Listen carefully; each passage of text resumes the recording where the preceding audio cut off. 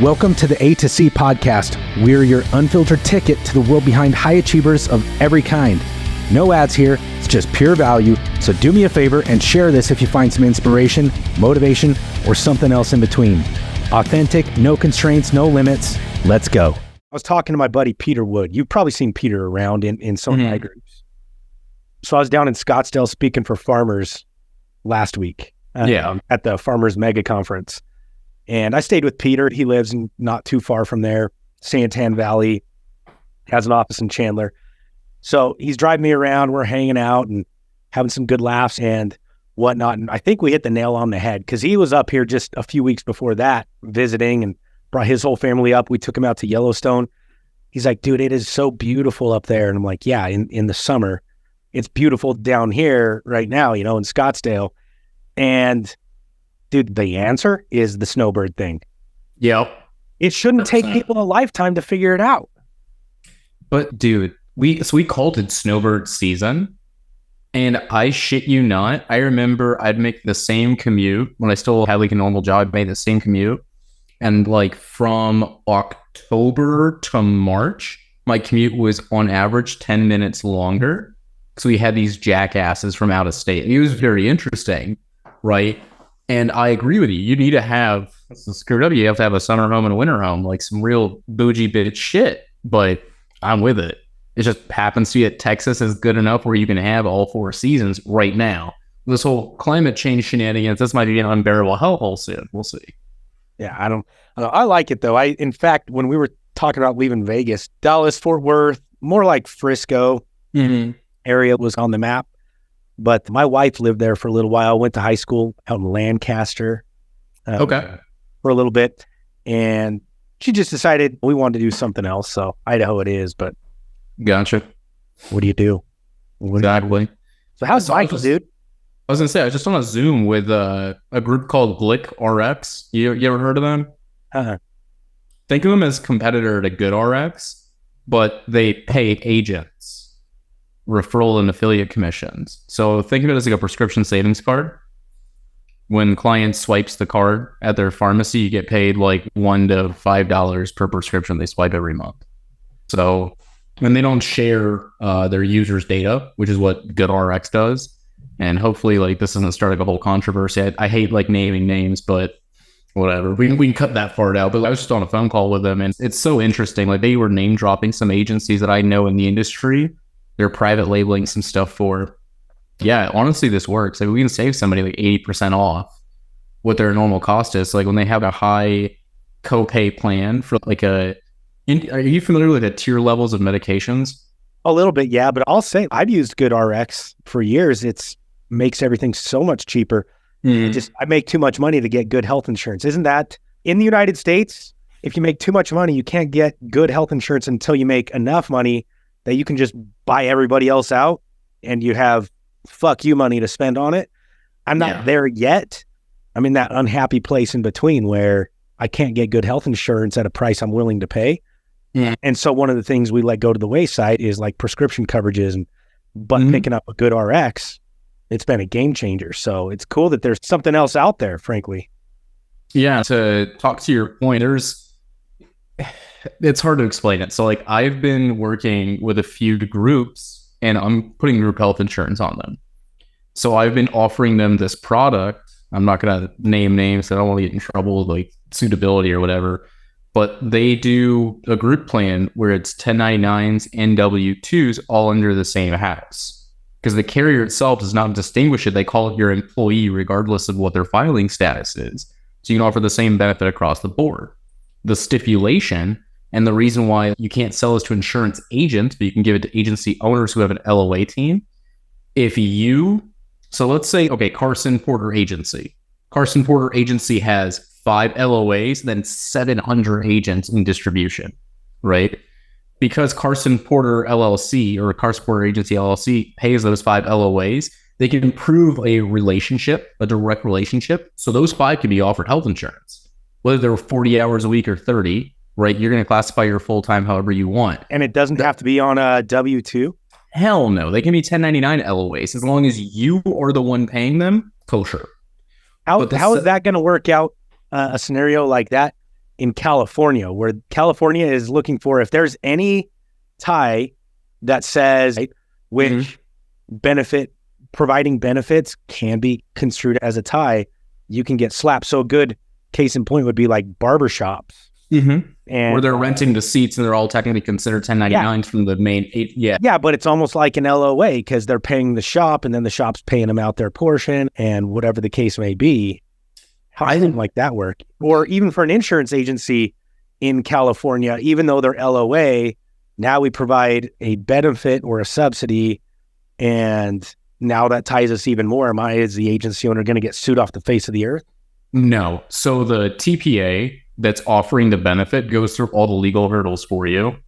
And so the individual person is still going to get their, oh man, I can't believe I don't remember what the form is called off the top of my head, but it's your, I think it's a 1095. It is a 1095. It's like how much you paid for health insurance over the course of the year. The individual person would log into like their carrier portal, and the 1095 form's available. It's the same thing if you bought marketplace insurance. It's not going to hit them as a 1099 because for that specific carrier, they don't care. The only relationship needs to be that so let's say Carson Porter Agency LLC gets established. They decide to get a health insurance plan. They decide to offer it to their LOAs that when they get a check, it says Carson Porter Agency LLC on the check and then their name. They look at that relationship as he's just the person paying them, which is why like where you get screwed is you have 700 agents in distribution. You try to offer those 700 agents health insurance. Suddenly you're going to get smacked by somebody like California saying, okay, because they are getting paid from all the carriers, but you're offering them benefits, that's where you have to have a different relationship. But to be honest with you, most people in a circumstance like that, most of their LOAs are W-2. The whole reason to go LOA a lot of times is because you do need benefits, or you do need a salary, or you do need X, Y, and Z. I'm going to say there's stuff out there that exists. It's a combination of knowing how to find it and then trying to navigate it. But the TPA that does that specific plan, they handle all the legalese. And I don't want to say the name of the company, but the people insuring it are like a Fortune 500. I actually think they're a Fortune 100. I talked to a CPA about it, and I was like, hey, give me your opinion on this. What do you think? And she looks me in the face. She's like, honey, listen, they have enough money where if something happens and the IRS goes after them or a state goes after them, they can just pay lawyers to figure it out. They're not going to be stupid enough where they get in trouble and it tarnishes their reputation. I was like, that's honestly not a bad. I was like, oh, that's a pretty good point. Yay and nay, because then you have these other companies, like, yeah, we don't want to say names, but let's just say Wells Fargo, who continues to pay billions and billions in fines and fees for doing the wrong thing because they make so much money doing the wrong thing that it's worth the billions and billions in fines and fees over and over again. But what about me? I don't want to be a party to the wrong thing. So I don't pay with Wells Fargo. So what do you do in a scenario like that? One of two things. You A, just don't pick up the product, or B, you're going to sit down with somebody on their compliance team and just outline your concerns and say, here's all the issues that I foresee coming specifically with this state. What do you think? Because the interesting thing there, this specific carrier offers coverage in you can sell into 49 states, but they have coverage in all 50. The one state they refuse to work with is Hawaii. Did I ask them why? No, because I personally don't care. Knowing that they have California as an approved state for them to sell this product, I know it has to later. There's some legalese or something in there that makes it okay. Because I know that they would say no. It's like the New York hurdle, right? Nobody in the insurance space wants to deal with New York. And every once in a while you have a carrier who's, okay, we have a domicile in New York. We have a separate entity in New York. We did all of the things in order to sell in New York. Let's do it. And there's 10 carriers that aren't captive that we know of that offer business there. They're like an agent that you can pick it up. They'll just have, it's a separate holding company. They'll have an Albany-based company. Yep. But dude, let's talk about Hawaii though, because Hawaii is such an interesting one. People don't realize how fucked up Hawaii is from a regulatory perspective to try and do insurance and financial services in Hawaii. It is a nightmare. And the person that hurts the most, it's not the you and the me.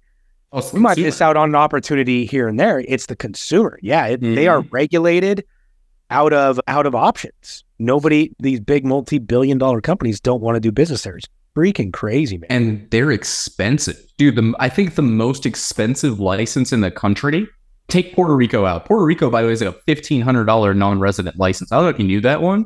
That was a shocker to me. I was like, I don't even know anybody who, like, I've not heard of a carrier offering products into Puerto Rico, but there's quite a few. I've got my Puerto Rico license, and there's quite a few. When you start doing the high net worth wealth management stuff, they all hide there. Yeah, Puerto Rico is a haven. It's not necessarily the haven. It's not the end destination. It's the communicative piece in between. Yeah, right. I agree. But yeah, no, it's expensive. Yeah, so I think Hawaii is second to them, or first if you're thinking about Kona State. It's like a $350 non-res license. I think the only one that competes with that is like Illinois, maybe.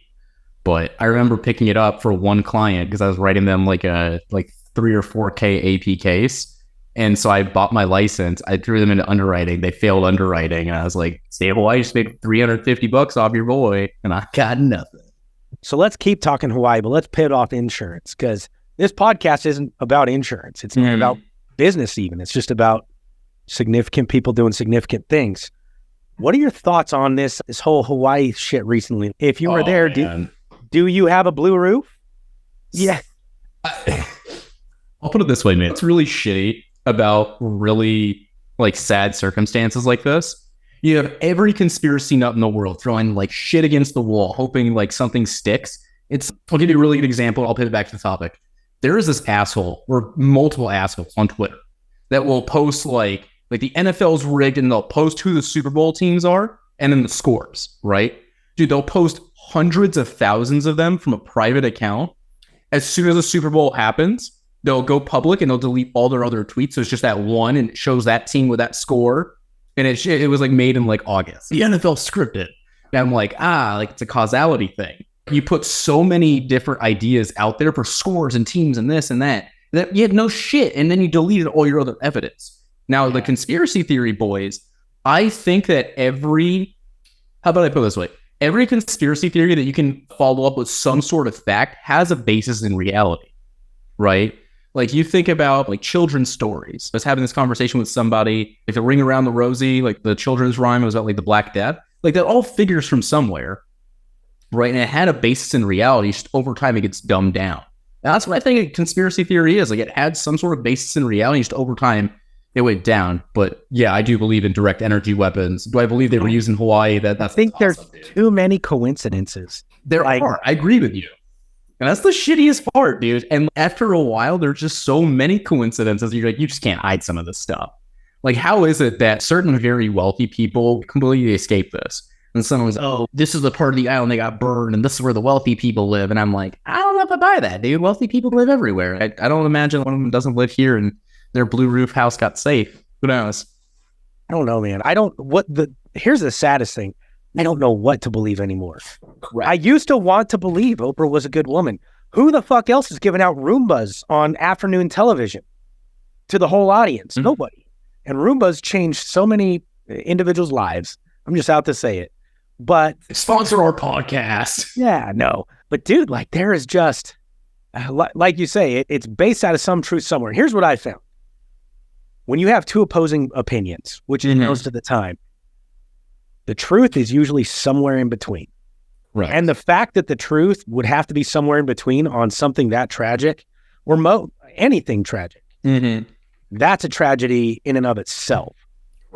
That's the thing that kind of bugs me. Like I'm not full blown on these conspiracies, but like direct energy weapons, yeah, they exist. And yep, lasers skip over blue. And yep, there's a Tesla. There's clearly a picture of a Tesla that's blue that didn't burn to the ground. And there's some things. But on the flip side of it, I work with primarily high net worth, wealthy individuals at this point in my career. My firm, we work with Ma and Pa and the baker, the butcher, the candlestick maker. So we really see this gambit. And I will say this, I've met some real shitheads that were wealthy people, but the overwhelming majority, 999 out of 1,000 of my wealthy clients, they're some of the best people. Yeah. They are actively trying to give the shirt off their back all the time. And so I know that the wealthy are not inherently evil, and I know, but then you have this and the fact that the truth is somewhere in between. Yes. That's what sucks. Insane is Well, when was the Hawaii thing? Was that July, August? I couldn't even tell you when it was because the fabric of time to me is very weird in the world we live in. Dude, that's a whole other conspiracy. Diverging dimensions. Oh, dude, don't get me. I'll talk for hours about that shit. No, let's go. This podcast is about the things successful people do and wonder about. So tell me. Before I jump into that, so here's the crazy shit, right? So the Hawaii thing happens, and a few months later, right, we have the whole incident going on in the Middle East. I won't say if I'm for or against whatever side. What's interesting is the Israelis have now thrown out direct energy weapons to help alongside the Iron Dome system they have.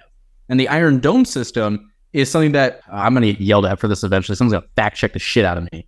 Either the Israelis designed the Iron Dome and then we, the Americans, picked it up and called it the Patriot Missile Defense System, or we sold it to the Israelis, they made it better, and God knows what. Anyway, they started saying that the interceptor missile, so like the way the Iron Dome works is somebody fires a missile and you fire another missile and blows up in the air so it doesn't hit its target, right?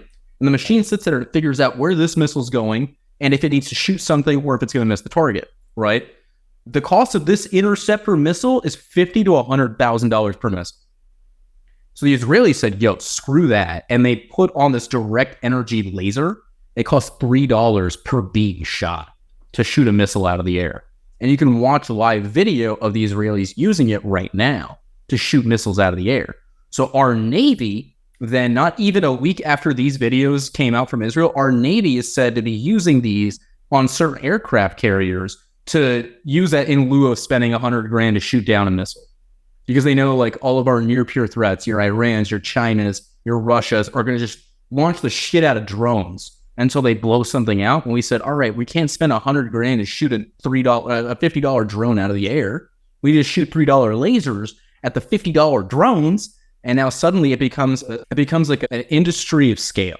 How many drones can you How many drones can you build until your people hate you versus how many lasers can we shoot out of ships before our people hate us? And it's a very interesting, evolving dynamic of warfare. This is stuff that I studied when I was an Army officer. Just the semantics of warfare and how we keep evolving, right? I think these lasers eventually will do good in the civilian world too. I don't see them as weapons. I see them as a pioneer. The MRI, which is one of the greatest scientific inventions known to man, was made for military application. And we use it every freaking day now to stop people from diagnosing tumors and shit. Crazy. And I fully believe that these lasers will eventually be used to help us out and not blow up Hawaii. Yeah, no, I think so. But it's weird. It's weird. So you said you had some things you wanted to talk about, diverging dimensions. Dude. Diverging and or converging. Because here's the thing. If you've got, people don't realize, they're always like, no, the dimensions are diverging. Mm-hmm. But if you've got an infinite number of dimensions layered, right? Mm-hmm. And two dimensions start to divert from other dimensions, what do? They converge on each other. Correct. So you have this dichotomy that exists that, I don't know. Is this a CERN thing? Is this a end of times thing? Is this let's get canceled on this episode. Let's go. Here's what I think, dude. So I think every single one of us right now lives in a simulation. Every single one of us without fail. And I believe we are a reiteration from certain points. Imagine like you had like your diverging lines, right? So I joked around. I explained this to somebody. This is my personal, like, less of I'm having a brain fart now. Being born again, R word. No, not resurrected. Not resurrection. I had it in my mind and then I went to say it. I'm like, shit. Awkward. But right? You know exactly what I'm talking about though. Shit. It's going to come to me in a minute. But less of being born again, living a new life, and more like being respawned in a video game. Correct. From a save point. So that's actually a really good analogy for it. So think about it. There are what we'd call canon events in your life. Imagine you're walking along a path and time is linear, right? Imagine time is linear for a second. And it's not the spaghetti bowl that they told us about in the Flash movie, which I think was actually really good too. But it's a linear line. And you come to a certain point called a canon event. And from that canon event, you're going to make two decisions. You're going to have a yes-no tree, right? What happens if I prune this tree and I go on this path instead of this path? I fully believe every one of us is playing out this simulation and there's a prime you. So I call mine Michael Prime. And there's just separate versions, like a phone update. Like there's Michael version 1.1, Michael version 1.1.1. And all of those different Michaels have made different decisions to get to where they are. So now what happens when Michael, and this is where the joke comes in, I was like, I'm right now Michael version 69, right? Like, so Michael version 69 is interacting with Carson version, 583, and we're having this podcast. But the other versions of us have not had it up to this point. It's a canon event and it splits off. And that's why sometimes you start feeling deja vu. What if I said something on this podcast right now? I'm like, oh my God, I've said this to Carson before. But that's where your converging dimension comes in. You've done the same thing so many times, suddenly it turns into a canon event. And now you have a diverging point off of that. It's the same reason why we think that there is a higher power or a God. What if it's just you from a previous dimension or a previous timeline going through the exact same thing and then whispering to yourself, almost like a video game, saying, don't do that? What if your consciousness is just you in a different timeline watching this unfold? It's a very interesting. I remember the word, by the way. It's reincarnation. Dude, I knew it was something. I feel like such an idiot. But how freaked out would you be if you turn around and look behind you and there you were talking to you? I fully believe that you would have a stroke because, like, you couldn't believe it. There's this beautiful theorem that if you put a perfect clone of yourself in front of you, you wouldn't be able to recognize it because you've only ever seen yourself in other, like this. I'm right here on this side of the screen. I only have ever seen myself on other screens. And the way that you perceive yourself through other screens or other means is not the way that you really are in reality. So he said if you put an identical clone of yourself in front of you, you couldn't even recognize it as yourself because you think so differently of you. Why? I don't know. It's kind of body dysmorphia. I believe it, but I also don't believe it. I think you'd see some similarity that it would make you question and wonder. Now you got to think it through. And now you're wondering, is this reincarnated? Is this a spawning off a different canon event or something like that? But dude, it's such a wild concept or wild thought. Do you know where a lot of this comes from? Yeah. There was a spike in these kinds of conversations after the movie The Truman Show came out. Because everyone thought for a moment, what if everything around me is just a TV show? It's not real. Everything around me is augmented. It spawned all these theorems. And the amount of psychiatric medications that had to be prescribed to people spiked after this movie. Because the first time in public opinion it came out. Same thing with The Matrix, right? We started talking about living in simulations post-Matrix coming out, and it's suddenly becoming part of the public opinion. Started becoming part of the zeitgeist, if you will.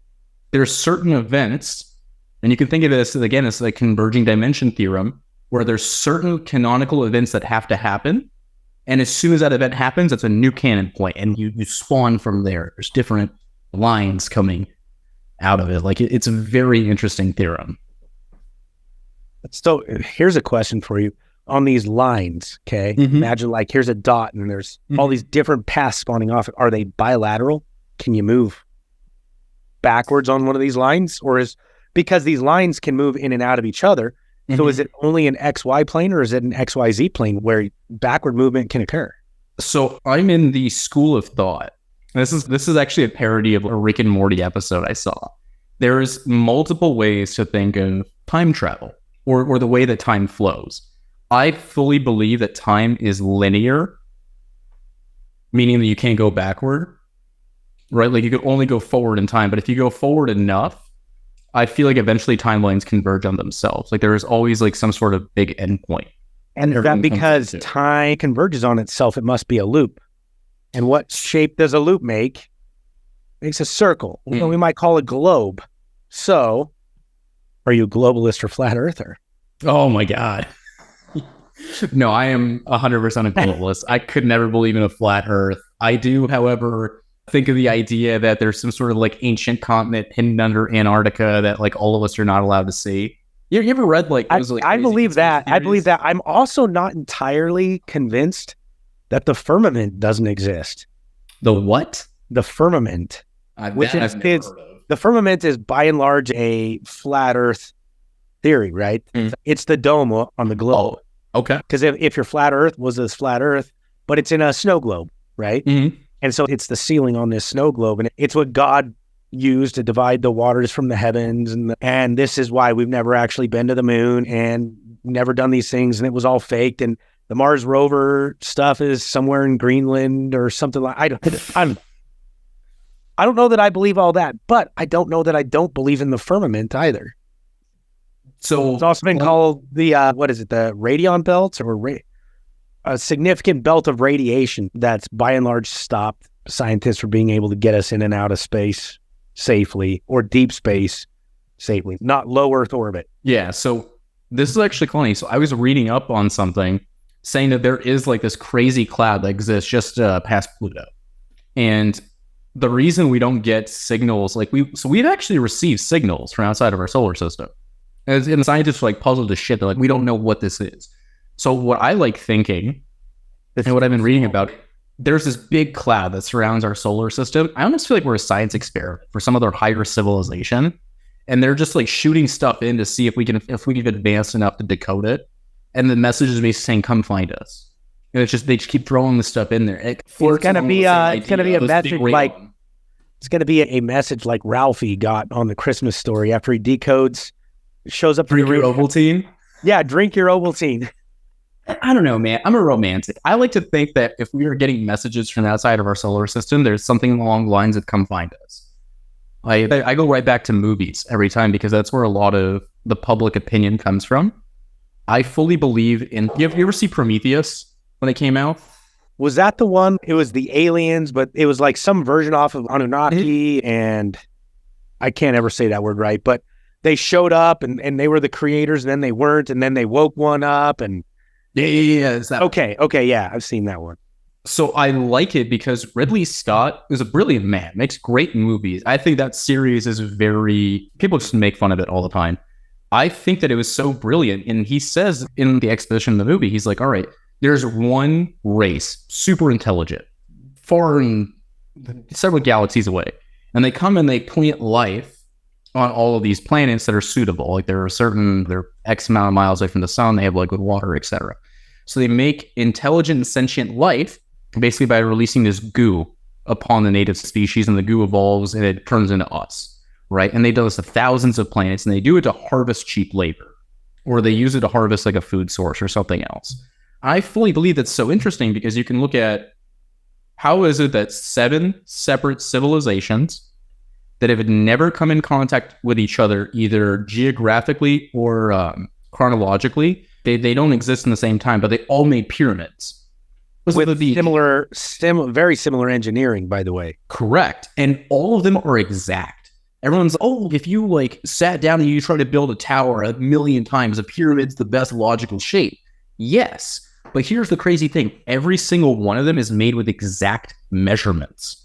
That's the part no one freaking says. It's so sad that you're telling me 7 civilizations that over the course of time and space have thought to themselves, oh my God, we need to build a pyramid because it's the most stable structure we can make without using steel or concrete.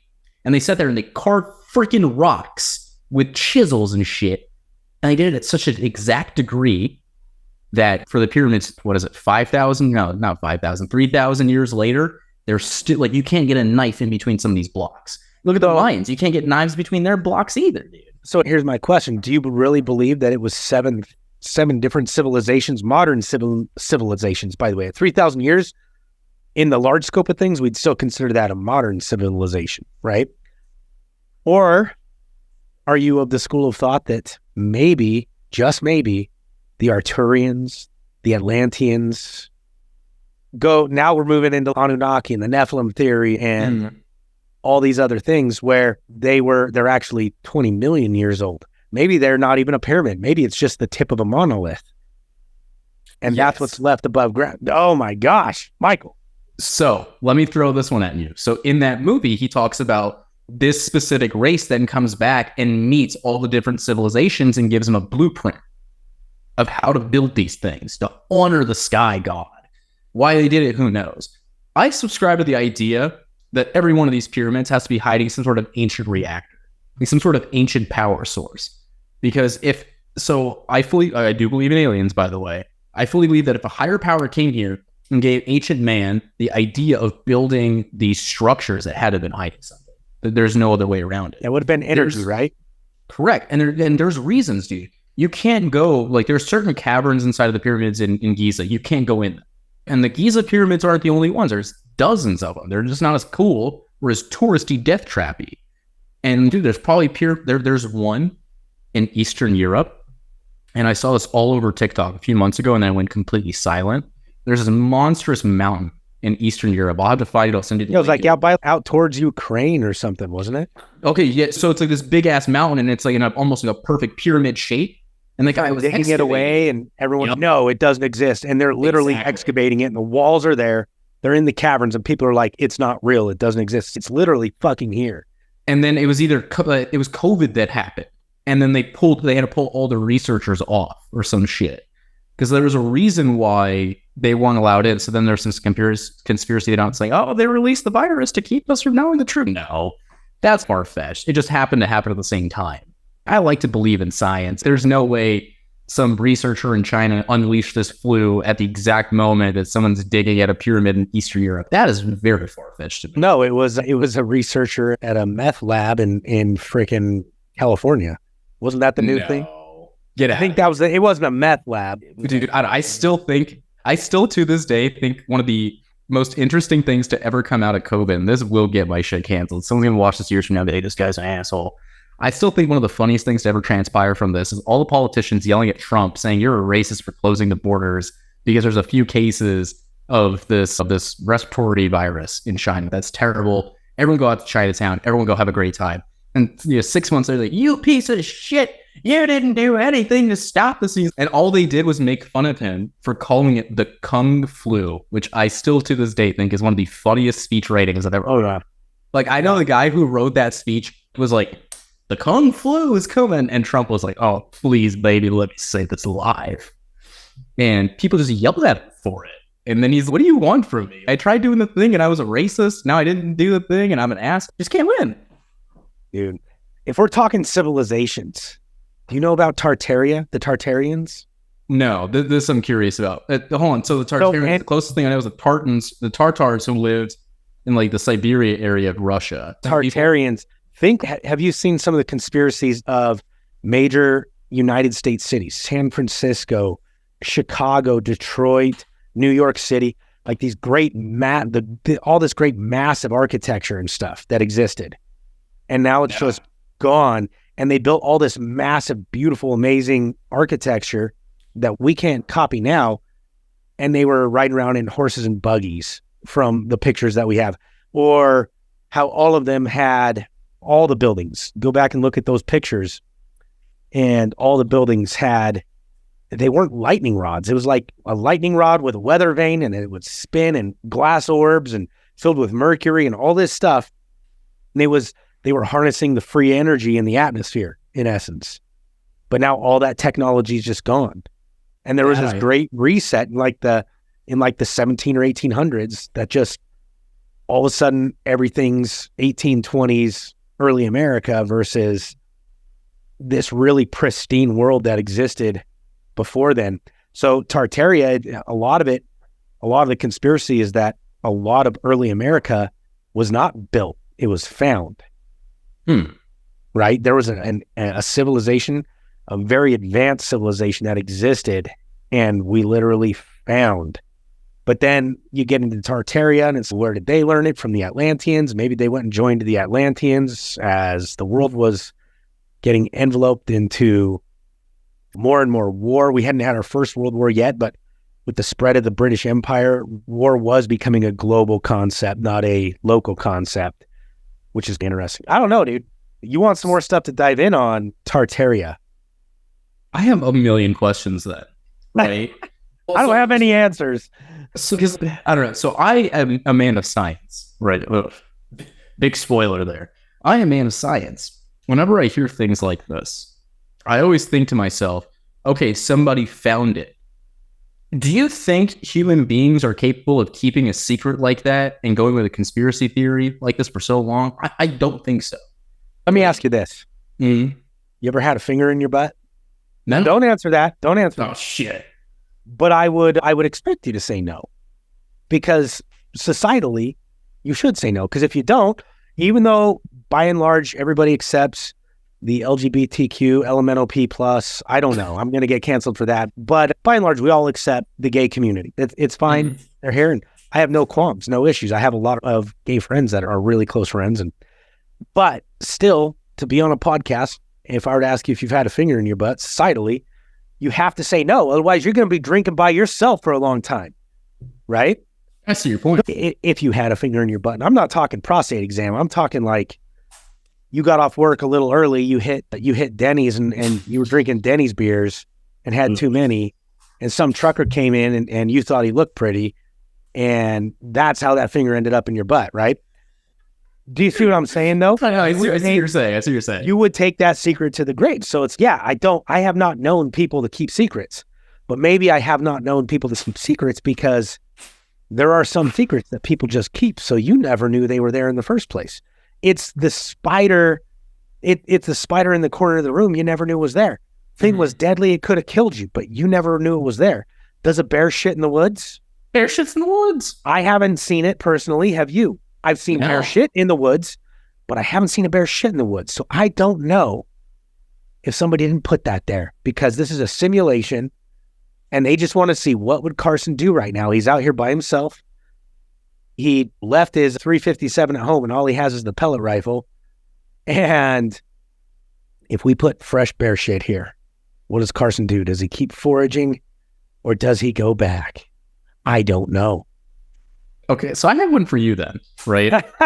I'm really curious, right? Like my insurance agency, I branded with an angel and shit. I have the St. Michael right here next to me. Where do you think a lot of like our Old Testament biblical stories come from with all the angels and the Nephilim and everyone's fighting the shit out of each other? Do you think that's like some war epic of a previous civilization? Or like where do you see the base in reality? I do. I believe the truth is somewhere in between. Okay. I believe there is a God, but I'm not unconvinced that God is the absolute deity as opposed to a very advanced. And I don't believe, by the way, God is an absolute individual either. But I also don't believe that if that God was not deity, it was a group of very advanced civilizations or whatever, that those advanced civilizations could not be benevolent, could not be omnipotent, could not even have the ability to tell things from the future. And I'm not convinced of that either. I just believe the truth is probably somewhere in between. I was watching, it's funny. So Russell Crowe, Noah, everybody hated that movie. Dude, so many people hated it. And I just watched it again a couple weeks ago. And I haven't watched it since, but the first time I watched it, I was like, okay, this is weird. I was also born and raised in a Mormon household, which a lot of people don't realize. Mormons are very base level Christian. Now they have there's some outside beliefs as well, but the core of their belief about like God and Jesus Christ and all these things, it's very baseline Christian, very congruent to most Christian religions. Okay. Different geography, right? Different, not even different geography. More of it is what happened thereafter when it comes to the authority of God. And Mormons believe that thereafter, with the crucifixion and killing and of all the apostles, that the authority of God was taken from the earth and then it was restored through Joseph Smith, right? Their first prophet here. That's what they believe. But everything leading up to that, it's 100% congruent to every other Christian belief out there. 100%, which is neither here nor there. But having been raised that way, or I was raised that way, and I've been gone for decades at this point, but there's still that stuff that was instilled in me very early. The story of Noah being one of those. And you look past some of the stuff that's in the Bible, talking about the monsters and the giants and so you're watching the movie and it's just, this is weird, this is stupid, ignore. But then the last several years, as I've been diving into this other stuff with Anunnaki, Nephilim, the Watchers, and all of a sudden it lined up and I was like, holy shit. And like probably one of the best movies I've ever seen in my life. And I don't know. What if the truth really was something in between, in the middle? The truth was the thing that was never seen, because all that's ever seen or talked about is the perception on both ends. And prophets throughout time, whether they were religious prophets or societal prophets, what if those prophets were just some of the very few who possessed the ability to see both ends and the difference in between and meet in the middle, and then were well-spoken enough, and people are going to come back and say, Moses wasn't well-spoken. No, he had his brother Aaron. So as a team, they did good shit. So anyways, it's just, they were the right person to see the bullshit on both ends and meet in the middle for a moment and communicate that to a people for a moment, lead a people for a moment, if that makes sense. I don't know. But I truthfully believe one of the worst things to ever happen to humanity as a whole is having all of our like religious texts be like dialectual for a while. And then finally they were written down and they were passed on. You got to think about like a game of telephone. How many thousands of years, or I shouldn't say thousands, how many hundreds of years were these stories passed around, just people talking? And so finally someone said, all right, let's make a unified language. We'll write it down. And this is the word, right? Then even worse than that shit is you had somebody sit there who's a non-native speaker of that language that's on the damn tablet, and they translate the shit. They translate from the translation.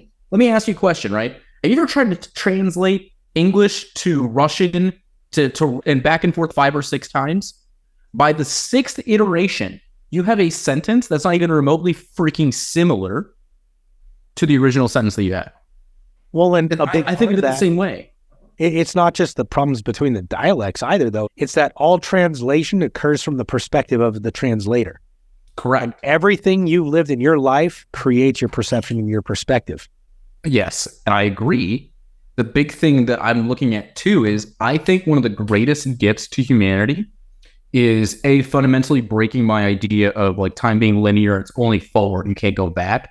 I fully believe that if you could sit in like a Chronos bubble, like you're sitting in a chair, almost like the movie A Time Traveler, and you're watching history unfold in front of you, I fully believe that if we could get really good scientists to sit down and just watch from this bubble, and I want to go back to the time of Moses, and I want to watch the Jews leaving Egypt. Okay, did it really happen the way that it's written down? I want to watch all of these considered biblical events unfold, because we call it a flood. Every civilization, this is crazy shit too, every civilization has a flood. Every single advanced civilization or civilization that thought to draw paintings or have a written language, they all have a flood. And it's weird that you have all these civilizations that are separated by thousands of miles. They all have a flood. They all have a dragon, which I'll get to that in a second, but everyone has a dragon. There is a natural fear of spiders and snakes ingrained in humanity. And there's almost, I think every civilization too is a natural fear of the dark, right? It's just so interesting that all these things are cumulatively in the human psychology that I would want to watch and see why all of this is the way that it is. I want to ask questions and know things, right? What do you think? I think it is. I know why spiders, they're fucking ugly. Inherent spider that ever existed that wasn't evil. And I hate spiders. I hate spiders, dude. I'll kill every spider. I'll deal with the fly infestation. I hate every spider. Would you want to sit in that bubble and watch all these biblical stories unfold? I would love to see the creation myths unfold. What would you do if you were sitting in there and you saw Moses die and then the hordes of Satan come to try and steal Moses's body, and the archangel Michael coming down and fighting a war with Satan and rebuking him in his ark? What would you do if you actually saw all that as it is written? You know what? Would you be more surprised that it occurred as it is written, or more surprised that it wasn't as written? I would be more surprised that it is as written. And let me explain why. We have these brilliant scholars from ancient Greece, from ancient Rome. We have them during like the Dark Ages. They would describe these armies, right? So these are military scribes and scholars. And they would describe Roman legions of 70, 80, 90,000 charging into battle against Hannibal Barca and his horde of war elephants, right? Like you have all of these crazy military stories that are written by military scribes. Do I think the Romans could have fielded a freaking army of 70 or 80,000? Absolutely the fuck not. And here's the reason why. If you look at the fall of the Roman Empire, no one is able to field an army of over 50 freaking thousand human beings in one place for 1,000 fucking years afterwards. Everyone's just fighting and shit constantly. Like you have bands of a few hundred and suddenly you're a warlord. Bro, in Rome, you don't even have a legion at that point. I believe every figure is exaggerated for the purpose of story, right? For me to say this biblical story about the angels and the fallen angels going to war, and I don't think it's going to be as described. Not even, I'd shit my pants if it's exactly as written. Because your boy King James out there, who rewrote the Bible, and that's where a lot of our English-based translations come from, he omitted so many things. I'm pretty sure Christ had a wife at some point in time. They're like, take her out of the Bible. Christ didn't have a wife. And you're like, damn, all right. And so Christ didn't have a mother either in some of these. And Christ didn't have a brother. And then this and that. And then they find these Dead Sea Scrolls. And surprisingly, there's more people in the Bible we don't know about. There's so many times that things are ripped out of our scriptures. And I'm not very religious at all. Right. So I've been like, you can prove me wrong and I'll be happy to learn. But there's so many things that pulled out of our scriptures that if I went back and rewatched all these stories live, and it's exactly as written, I'd shit my pants. And there's nothing else to do at that point. Dude. So the one I've been diving into lately that was removed, King James, right? It's now I'm having another brain fart. Accra talks about what happens after you die. My phone's right here. I could look it up. Look it up. I'm wicked curious now. I don't want to be rude. No, dude, no, look it up. I'm really curious because I believe, so I have tenets of what I think happens after death. And this is coming from like a man of science, right? I believe that religion was around before science could take shape. And that science drew so much from religion from the inception. There's still so many cardinal tenets that come from a religious background. But you have a point where like religion can't really evolve. It can evolve socially, but it can't evolve scientifically, which is where science had to overtake it. And then I took a philosophy course in college, and they told me that for a long time, science was outpacing philosophy, but science hit a wall. And now philosophy is overtaking the natural order of why things are the way that they are. And it was such a mind-blowing revelation that it made me completely rethink of what I think happens after death. I wasn't raised Jewish, but I'm circumcised enough to say that I'm Jewish, right? I'm bottom half Jew. I'm snippy, but I don't do holidays, right? I say it during my stand-up shows and shit. Oh, I got the snippy, but nothing else. And Jews don't believe in shit after you die. You die, that's it. Jews believe in cremation. You ever sell Jews final expense, bro? They're like, just give me a cremation plan. We are done with that shit. And they want it cashed out in 24 hours. Like, they are so, like, on the wall. So the minute you die, you're getting burned. That's it. Yeah, you've got homework because you got to know about Tartaria. I'll read. So amazing. Dudes, yeah, look at Tartaria and the Atlantean. For me, the Atlanteans is a good topic. I could talk about for hours about that. But the Apocrypha. Okay. This was a piece. It was an entire freaking piece removed from the Bible, right? And a lot of it talks about life after death. And that we like, I just barely started I'm going to totally botch this. So I'm not even going to try and explain it. But when you read it, I've been going through some of what they believe was actually taken out and literal translations thereof. And then I've also been listening to all sorts of different podcasts and books on their take on it. But most of it, what it does, and I can see why they would take it out, it makes the journey between this life and a next life either a reincarnation or a reset but it makes it much more okay. We were planted here, and on our soul's journey back home, it's given choices. And based on the way we live life, some of those choices are restricted. Some doors are opened up. Sometimes we have an option. Like, we get the literal option decision to go back. Sometimes we don't. Sometimes we get to this point and we're told, okay, you can either reincarnate and try again to do better and go further, or you can pass that point and move to another point where you're going to move on into this stage of your soul's journey. But maybe that's a good way to put it, is the Apocrypha, it's the journey of your soul more than anything, right? And it's so interesting. But it makes you wonder, why take that out? I can see why you would take it out if the purpose and the appointment of a modern Bible was to really push the idea of Judeo-Christianity or something like that. It doesn't inherently say there is no God and God doesn't exist and Jesus wasn't the Christ and all these things. It doesn't. It just opens up the door for more questions where if somebody didn't get answers to those questions, you might start thinking other things. And what I know is this, like, Christianity as we know it was not like Jesus was a Jew, right?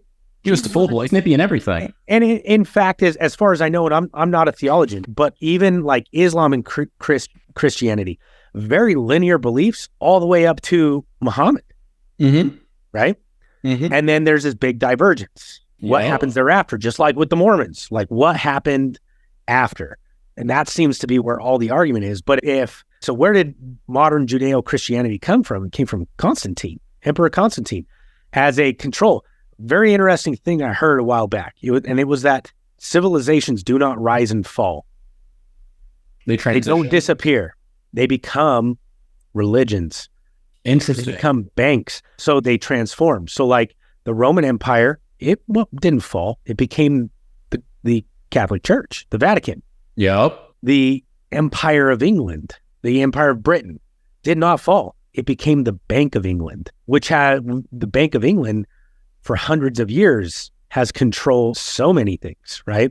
So just super interesting. But religion becomes this, it's easy to see this control piece created, okay? Through the creation of the catechism and all these things.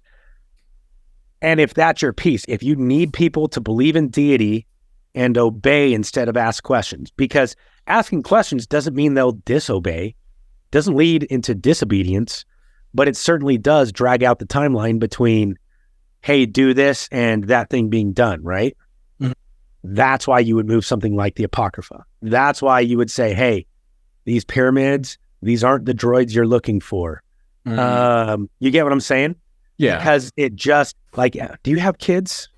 I do not. I have a dog. Oh, okay. Closely into kids. Okay, so I've got kids, and there are so many times I find myself, because they're like, why? And it's because I told you to put fucking underwear on, you're going to chafe. You don't get to just go, you quit asking questions. And you just start coming up with the short answer, and you remove things, and to simplify the end result you want to have. That's why you do it. And I don't know, take all this stuff. Dude, we could bring this back to sales. How do you sell better? Simplify the end result you want to have. Quit making your clients, quit putting them in a place where they have the opportunity to ask questions they don't even want the answer to. There's IUL Sales 101. Steer them. I don't know. There's so many things.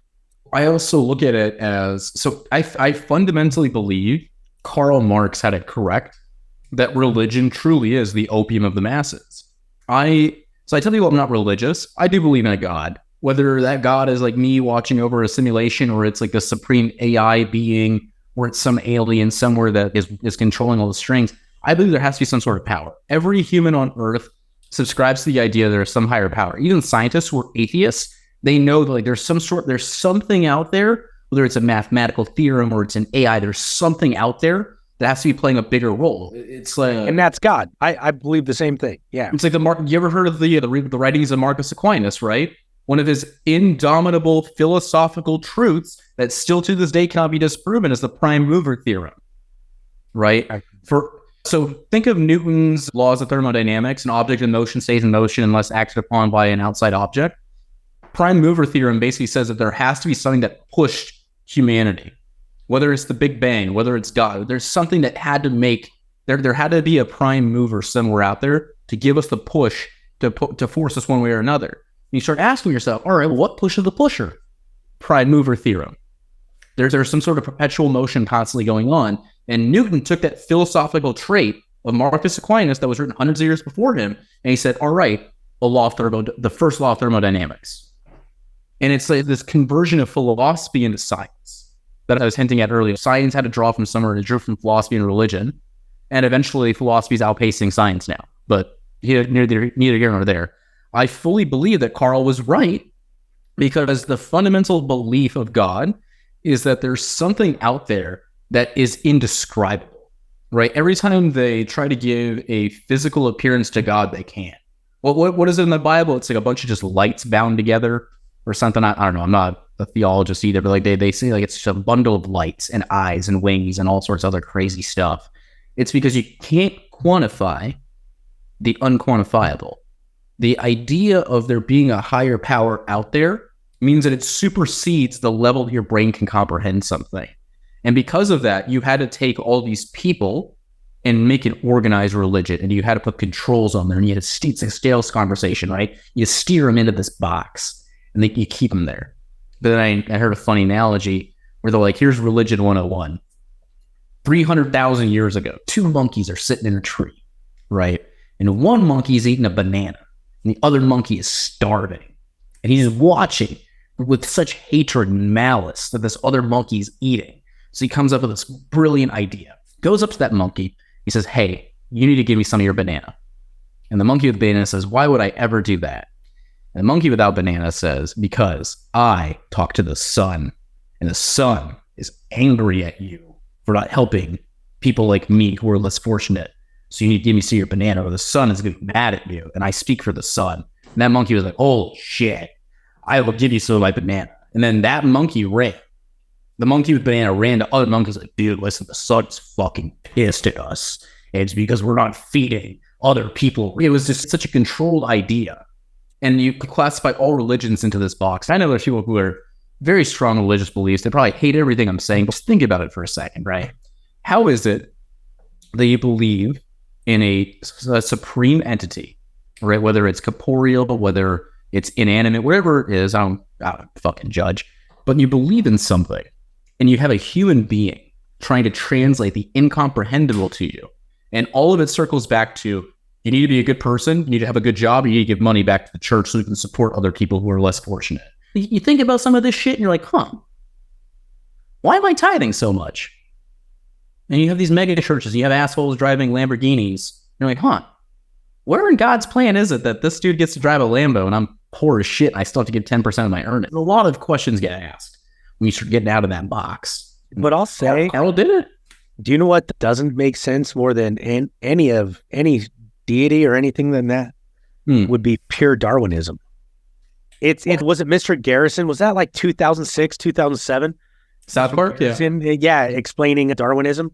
So at some point, this fish turned into a frog, and that frog crawled up on land and got found by a monkey. That monkey fucked that frog, and now you've got a monkey fish frog that fucked another monkey fish frog and was fucked by another monkey fish frog, and that made you. Yeah, that is like mid-2000s South Park. Dude, but for real, I think, to your point, I don't know what it is I believe in. I just know I believe in, there's got to be something, whatever, God being the term for, I like the way you put it, something beyond what I can wrap my brain around. It supersedes, it's a concept and or a being and or a power and or that supersedes my ability to comprehend. And so I wrap it in this neat little wrapper called deity and put it away. I put it in a box. And Mike's box exists for me. For some people, their box exists inside of an organized religion or whatever. But I think we're all just trying to make sense out of things the best we can. The only thing that's ever made, or the thing that's made the least amount of sense always, has been like pure Darwinism. So let me ask you a question about comprehension, right? So I'm taking my dog on a car ride this morning. My dog likes to sit between my 2 seats, right? So he's in the back seat. He's like sitting between my 2 seats. And he's looking out my windshield as I'm driving, and I'm going like 70 miles an hour. My dog, who cannot run more than, let's say, 35 miles an hour, and sure as shit would never be on a highway. How do you think my dog is perceiving the drive through the windshield? Like he sees like shapes and colors passing on by him. Would you agree? He has no fucking idea what's going on, other than the fact that we're going somewhere. That's it. And we're like, wow, dogs they're stupid compared to just the stupidest human being. Dogs are stupider than that, just brain mass and all that other shit. I think about a higher being or a religion like God as being us, and we are that dog. We're saying, where the fuck are we going? I'm so happy to go somewhere. And we can't comprehend anything else that's happening around us. So for a human perspective, they talked about the first people on the islands that Christopher Columbus discovered. They physically could not see the ships that were coming to shore because they'd never seen shit they were like that right before. There, yeah. It wasn't just like they were right there. Like they couldn't think about what the fuck was going on. Imagine somebody 5,000 years from the future traveling back in time right now, and they're showing you a fucking laser gun. You're like, holy shit, dude. Like I have an idea that it's a beam of light that comes out, and they're like, no, it's stupid. It's much more complicated than that. And you're just like, beam of light, beep, beep. Like that's all you can think of. Because you're thinking of it in dog terms, right? My dog has for all I know, my dog thinks we just teleport places. He has no fucking idea what's going on. And we are the same way. when it comes to trying to quantify something inquantifiable like a supreme entity, like a god. We have there's no fucking way of doing it. And then somebody who was either really smart or really stupid said, nope, we're just going to put all of you in a box. Dude, if you ask questions, you're out of the box. I love it. I love that example, though, because there are some people, they're like, oh, no, I can quantify it. I can make sense of it. I can this, I can that, and whatever. But at the end of the day, at the end of the day, I don't know what's going on. Just like a dog, what I know is on this journey, if I roll the window down and stick my fucking head out the window and stick my tongue out, it feels good. I like it. I like that. I like when I do that. That's what I know. And so people are like, I have this feeling, I have faith. And it's like, I don't disregard your faith at all. Your faith is like that dog sticking his head out is what he doesn't know why. He just knows it feels good. Why does it feel good? Because he's on the path to where he wants to be. You know, we're headed to the dog park. We're whatever we're doing. That's why it feels good. There's so many people that are going to listen to this and be like, okay, fuck these two. Like, here's the funny thing. Like, you and me make like really good individual points and just looking at the whole thing like, these guys are fucking morons. But I fully believe, think about, let's use a sales analogy. Think about if every one of your prospects was dog and you were human and you're trying to explain something to a dog, just like, we teleport, I get fed at 7 a.m. and 7 p.m. Like, that's all they fucking know because that's all they can perceive. And you're sitting there and you're trying to talk. I swear to God, dogs can talk. And there's just this universal agreement, they just don't fucking talk to us. And you can see it because dogs will interact with each other. I have one dog that was born in New Mexico. I have one dog that was born in Texas. So in my mind's eye, one of them speaks like Spanish and one of them speaks like really Southern American English. They still fucking somehow talk to each other. That's just like, they have like little funny voices. Like, they're there sniffing ass. And he smells like burnt ends. Yeah, and he smells his ass, and it smells like taco. Like, that's all I can think of sometimes. Ay, papi, es chicharrones.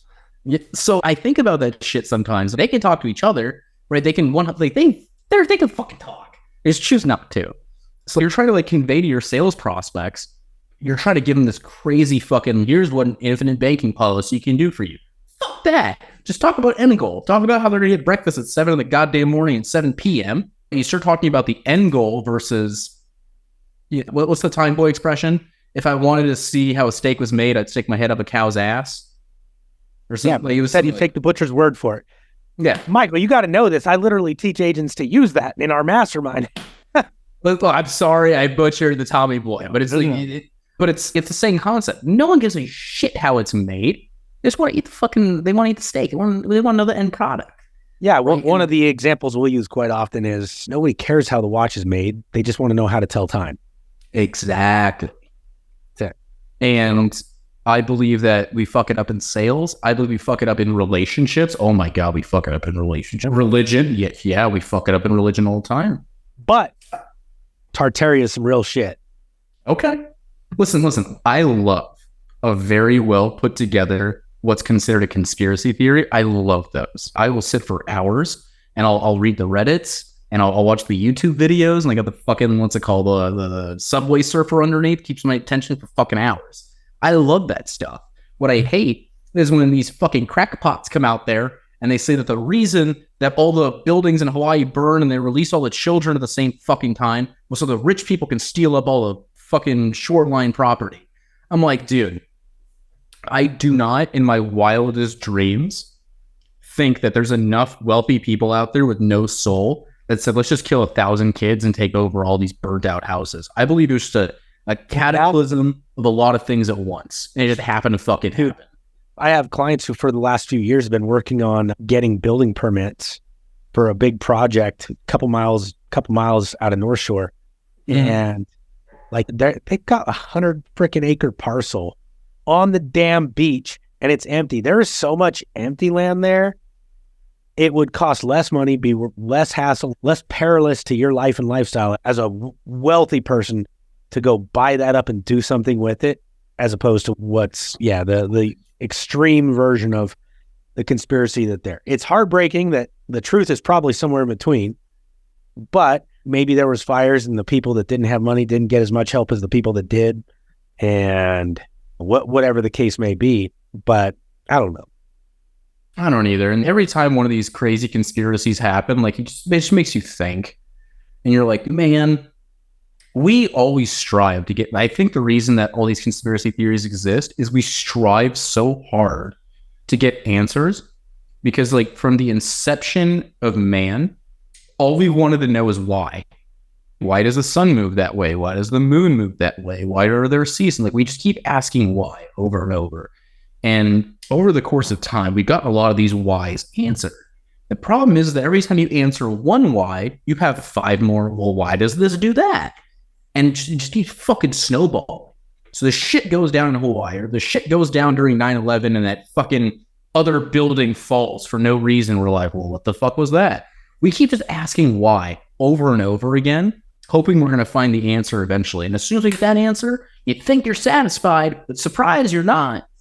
You have 5 minutes. It's like being a nymphomaniac, dude. You're a nymphomaniac, and all you want to do is fuck all the time, right? And as soon as you fuck, you're like, I want to do it again. And it's all you think about. It's the same concept.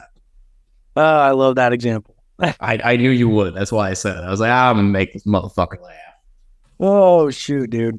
Shoot. So let's pivot a little bit here, because we've been talking for the last hour about conspiracies. I'm going to pour myself another drink. You good for a minute? You need to take a break? Or you want to? No, I'm good. We can roll. You get your drink. I'm good. Okay. So what I'm here, I'm listening, but I want to know, what's the most significant thing in your entire life? You got to give me some more than that. What do you consider significance? Nah, dude. You got to run with that. Oh, shit. All right. How about this one? And when I say how about this one, this is something I think about all the time. I fully believe that every single person alive currently has a specific purpose in life, right? Some people's purpose is something as simple as having children. Some people's purpose is something as simple as opening the door for someone at the right time, because you go down this chain of events, and by opening the door at that time, you prevented somebody from having a bad day and jumping off a building. So something psychotic, right? I believe every single person has a purpose. So the most significant thing to me right now is figuring out why purpose is, right? For a long time, basically from the age of, 7 or 8, I always thought my purpose in life was to go on to be a doctor or to go on and be a lawyer. I was like, I want to go do something where I help people. And I always thought, this is my specific purpose. I'm going to do something to help people, whether I go and save a life, whether I go and defend somebody who's wrongly accused. Like, I'm going to figure out what that is. And over time, I've realized, dude, I don't want to be a doctor. I don't want to be a doctor. I don't want to be a lawyer. All I want to do is I want to be an entrepreneur. I want to have a good life, or what's considered a good life now. I want to have a great life. And I want to slowly figure out what my purpose is. So my significant thing that I have going on is like figuring out, why the hell was I born? What purpose do I serve in the world that we live in? And I think that is the greatest fundamental why question we ever ask is, why me? So question, because there's so much to unpack there, right? There's a lot to unpack there. So I believe that these feelings we have, some people call it, pale back to religion, the still small voice, the Holy Spirit or whatever. Some people believe it's your gut feeling, and there's a lot of science behind the gut and the gut feeling and intuition and different things, which is absolutely fascinating, by the way. But there are things that you like and there are things you don't like. There are things that you find absolute pure joy in and things you don't. There are things that you don't find joyous, but you find more productivity, prosperity, and peace through those things than anything else. That's probably part of why you're on this entrepreneurial journey. Because if you were miserable as an entrepreneur, do you know what I could guarantee? You'd quit doing it. That is human. That is human. Like that. That's something you can set your watch by. It's human behavior. We don't do the things that make us miserable. So for people that are like, oh, I hate being poor. No, you actually don't. Otherwise, you'd quit being poor. You'd quit doing the things that poor people do. It's how it is. Oh, go post that shit. Post that shit. But here's the thing, and it's, you may hate and wish that you didn't have some of the consequences of being poor, but by and large, there's something about your life that you love so much that you're afraid that if you change up your behaviors and actions subconsciously, you believe this, that you would no longer get to experience that part of your life, because that part of your life is also connected to intrinsically you being poor.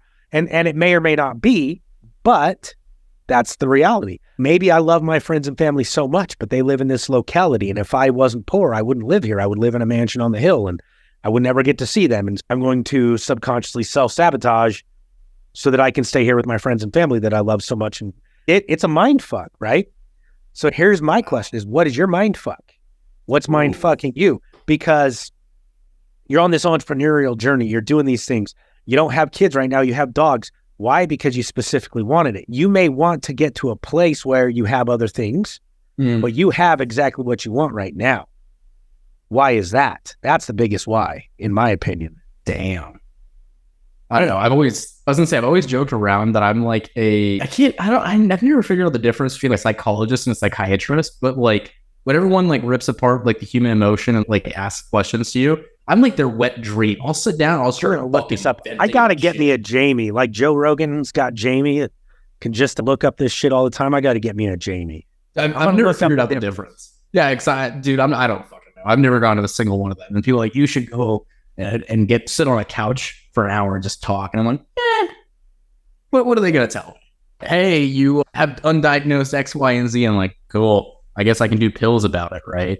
But I like to think that my biggest mindfuck right now, so I was thinking about this as you were saying it, I think my biggest mindfuck right now is that I set out with such a big goal, and when I don't hit it, whether it's by a small margin or a large margin, I just take that shit out on myself. There's nothing worse, in my opinion, than failure. Or actually, no, but there's nothing worse, in my opinion, than breaking your word. So when you're like writing down like your end of year goals, and you're like, we're going to do this in this year, and you just don't do it. I'm like, I'm fucked up, Aaron. You broke like the one cardinal thing you can't do, and that's you broke a promise to yourself. I think that's my biggest mindfuck.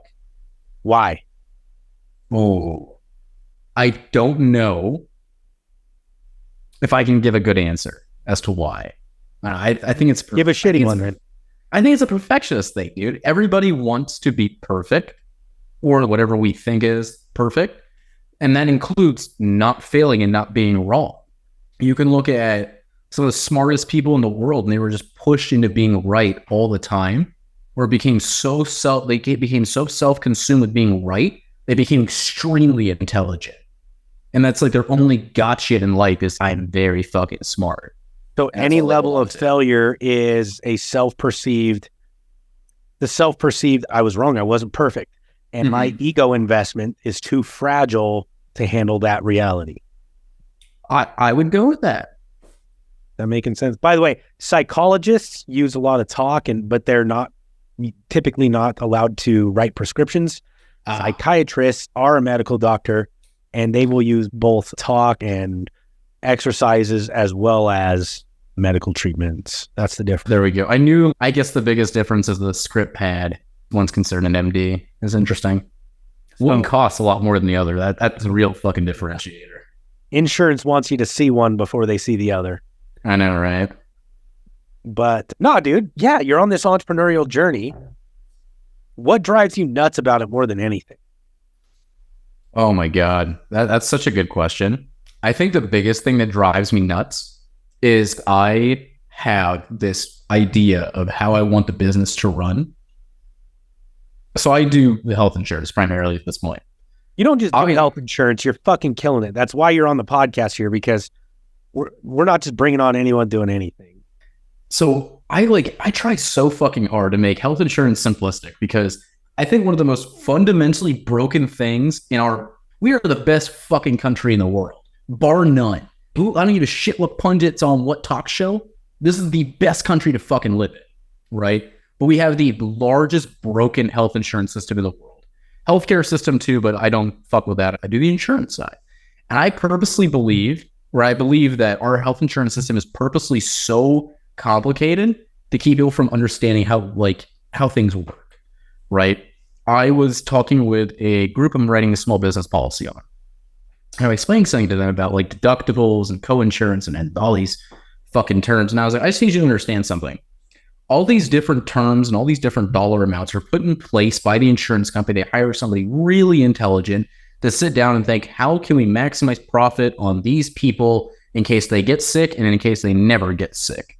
Which is why deductibles, co-insurance, and copay exist. So the insurance company they look at an actuarial table at the end of the year and say, all right, we paid out this much in claims, we did this much. Like we offset this much risk by having them go through their deductible first.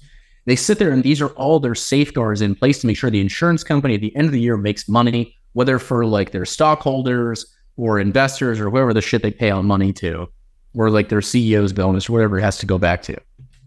They do it to make it complicated. So my biggest hang up in this industry is when I'm trying to make health insurance simplistic and the people I'm explaining it to just don't comprehend it. And what I've realized is I'm the human and my client is the dog. It sounds fucked up, but bear with me. I'm trying to explain something that like they can't comprehend the same way I do. So I just try to make it as simplistic as possible. Do you ever want to grab him by the neck and listen, you little stupid fucking poodle? Yeah, well, exactly. I'm like, sometimes I'm like, dude, listen. Like, I work with no bullshit. So like outside of the group stuff, I do ACA. So I help a lot of like just very poor people get low cost, no cost health insurance, and a lot of it's subsidized by the government. So I explain this to them and I'm like, listen, your insurance policy is going to be $20 a month because you want this doctor and you got to get these medications covered. And they're like, why isn't it $0? And I'm like, listen, if I went to the average American right now, average American makes the average American makes $50,000 a year. Average household makes $75,000 a year. That was the average American making $50,000 a year. And I said, here's your health insurance option. They're paying $350 to $800 a month for their health insurance plan that you're getting fully subsidized minus $20. Why do I have to pay the $20? Why don't I get the rest of the subsidy? Honey, listen. If I was to explain to you how the insurance carriers manipulate the shit out of every county in the country so they can like fuck around with the subsidy numbers and placements and ratios, you'd kill yourself. I just want to tell you right now, your health insurance will be $20 a month if you want X, Y, and Z. And if you don't, I get you the $0 plan right now, no questions asked. Just don't come complaining to me afterwards. Like it's like the biggest mind fuck to me is how people don't understand these things, right? How are you a 55-year-old person and you've had health insurance before from another job, you don't have it anymore, you're getting this? How the fuck do you not understand these things? Like if you're twice my age. At any given point in time, you want what best will serve you, and you want that to be the truth. You need it to be the answer, but that's what it is. Yeah, but $20 a month, that's phenomenal. I'll tell you right now, if I can't qualify for ACA, and that's okay. I should pay my fair share because of some pre-existing health conditions and different things. For me to pick up private insurance, I'm looking at $5,000 to $6,000 a month for just me. Then trying to add a family on top of that. So yeah, people shouldn't be bitching about $20,000 a month.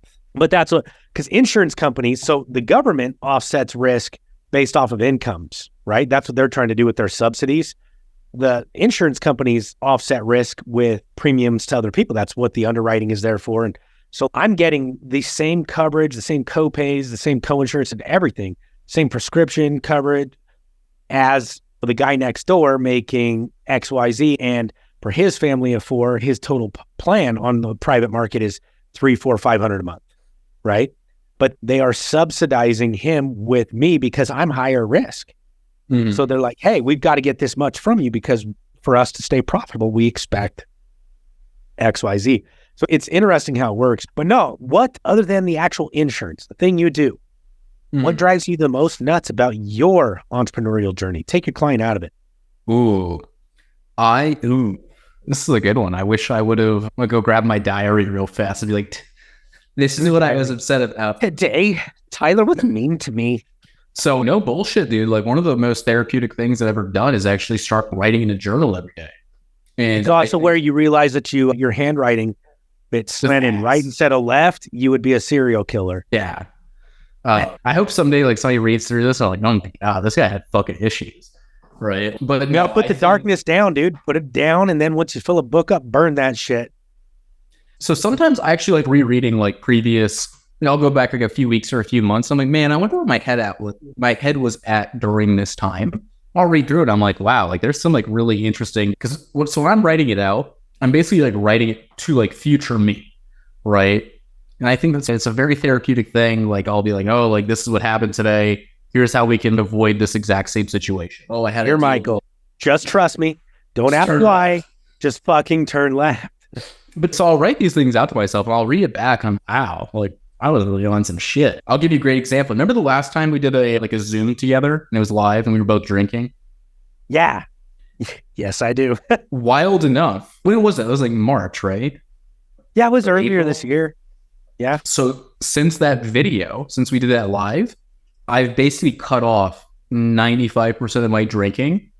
I've changed a few few small things in my life. I've dropped 25 pounds since that video. Since we did that. Good. You look Thanks, good, man.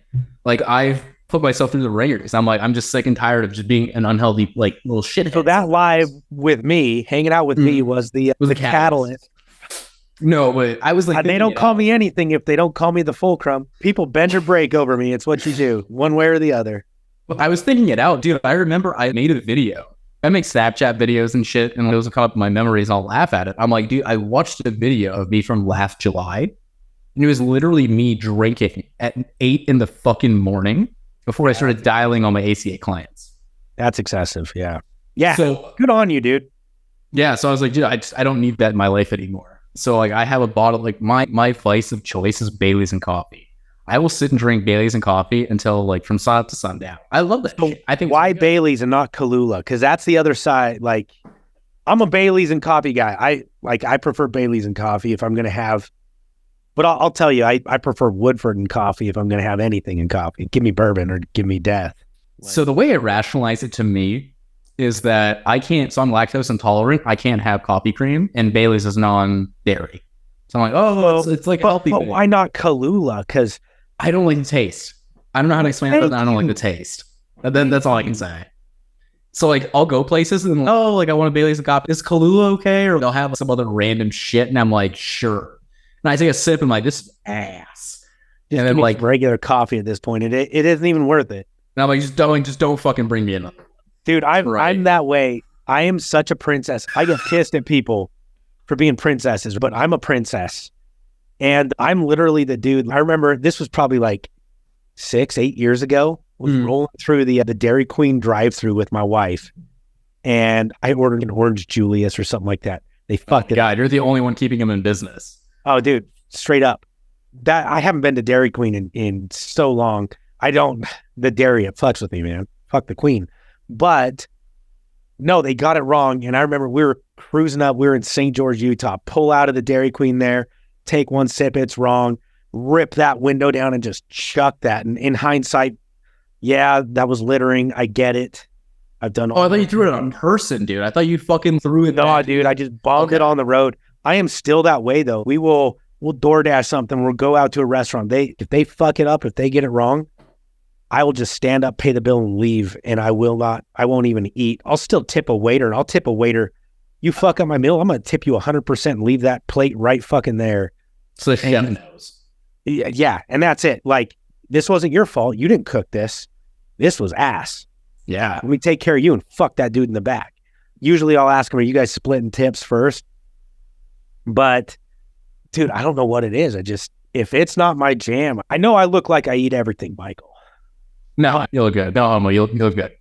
I appreciate that. I feel like if I have a joke, I'm like, if we took like the most successful agency owners in insurance and we had them play like 5-on-5 basketball, or we just put them in like a UFC cage match, there's 4 or 5 people that come to mind that I was like, oh, they'd make it pretty far. And you're in that, dude. Most insurance agency owners are just fucking unhealthy. For lack of a better term, they're chimney smokers. They eat everything. They drink everything. They sleep with everyone. They got salami in their back pocket all the fucking time. Shut the fuck up with salami in their back pocket. Get out of here. You can show me one human being on earth that keeps salami in their back pocket. Then I'll $100 right now. Telling you half the insurance industry is just they keep a salami there just in case they have to sit through another meeting. They can just get it on in. But no, for real, how did we even get to this point? I don't know, dude. You were trying to ask me about something I'm unhappy about on my entrepreneurial journey. And yeah, I want to know. There's a thing. The entrepreneurial journey. It's not your clients. It's not your process. It's not even your chosen product. It's you as an entrepreneur, which has nothing to fuck to do with insurance or anything like that. What more nuts than anything? That here's what inspired makes me fucking nuts, right? The number one thing. So this whole year, for me, has been about finding referral partners and going from a one-to-one approach to a one-to-many approach. So the thing that fucking drives me up a wall is that I can inspire people. I can gain agreement, but I cannot get them to fucking take action. it infuriates. I am so ready to go in on so many different little niche products to help all these referral partners I'm bringing to the table. And 95% of them want to take zero fucking action. And it infuriates me. I spend so much time and effort. And do you know why that is, though? I'd love to hear why. I'm just curious now. I firmly believe, I've thought a lot about this, because getting people, I run a mastermind with 3,700 people in it. We've got several hundred in our paid portions and across 22 countries. And I work with a lot of people, right? What's the thing that beats most of them, beats most of their asses? And it's a lack of action, right? Or a lack of appropriate action. Like they'll do half of it and be like, why didn't I get the full result? Or why didn't I get half the result? Because 99% of the result comes at the end of 100% of the work. And people are like, whoa, that's not linear. And it's, your fucking life isn't linear, you freaking moron. But it's frustrating. But here's why people don't take action. And it's because most people's entrepreneurial journey was never a journey of action. It was something they liked to talk about. It was campfire beers. Ooh. It was always campfire beers. That's why they started a business, was campfire beers. That's why they're still in business, was campfire beers. It was never about doing something so significant. It was never about shaking and making the foundations of the world. It was, well, I want to own my business and own my time freedom. Was the biggest fucking lie sold to folks to get them into being an entrepreneur. Yeah. I will tell you this now. I worked at a trailer factory for Pace American Trailers. I was 18 years old. Okay. And for 3 months I worked there. And in 3 months I went from working on the assembly lines to being a manager on our assembly line. And guess what I had? Fucking time freedom. There were people there that had been there for 20 years that didn't have the time freedom I had. Why? Because I showed up, I did work, I got everything done. And in X amount of time, and it's an assembly line, we were making trailers. But hey, I'm on interior trim and they allot 45 minutes per trailer to trim. I can trim the damn thing out in 5 minutes because I'm not a pussy. Dang. So I trim it out and guess what? I've got 40 minutes to do what the fuck I want. I could sit here and eat a bologna sandwich. I could pull the salami out of my back pocket. I could also jump online, do an online college course. I could, my time is mine. And they quit bugging me about the first week or two. I started doing stuff like that. They were bugging me and I was like, am I behind? I could not even go ahead if I wanted to because I can't even start on the next trailer because they haven't even put plywood inside. And this is fucking cargo trailers. This was just 3 months of my life as an 18-year-old. Jesus. But most people's entrepreneurial journey, Michael, is never about action. It was about how good it felt to talk about action. Yeah, I'm stealing that. I'm posting it somewhere because that was pretty fucking good. Dude, wow. It's the truth. It's the truth. But that's also, I don't think coincidentally, the difference. It's not the only difference, but it is the most prevalent difference between those that do something significant and those that don't. Those that work, they're not entrepreneurs. They just work a full-time job for themselves. That's it, right? The number one difference is action. And action comes in a lot of forms. It's what you do, how you do it, when you do it, how soon you do it. Like speed to market's a thing. Getting to it, eventually getting to it will get you fist fucked in the goat ass. Knowing something is good, right, and true and jumping on it and figuring out the details later to make it happen, that's entrepreneurialism. Agreed. Not taking action until there's a clear line of sight, that's just being another soldier. And you know what a soldier is? It's an employee. Oh.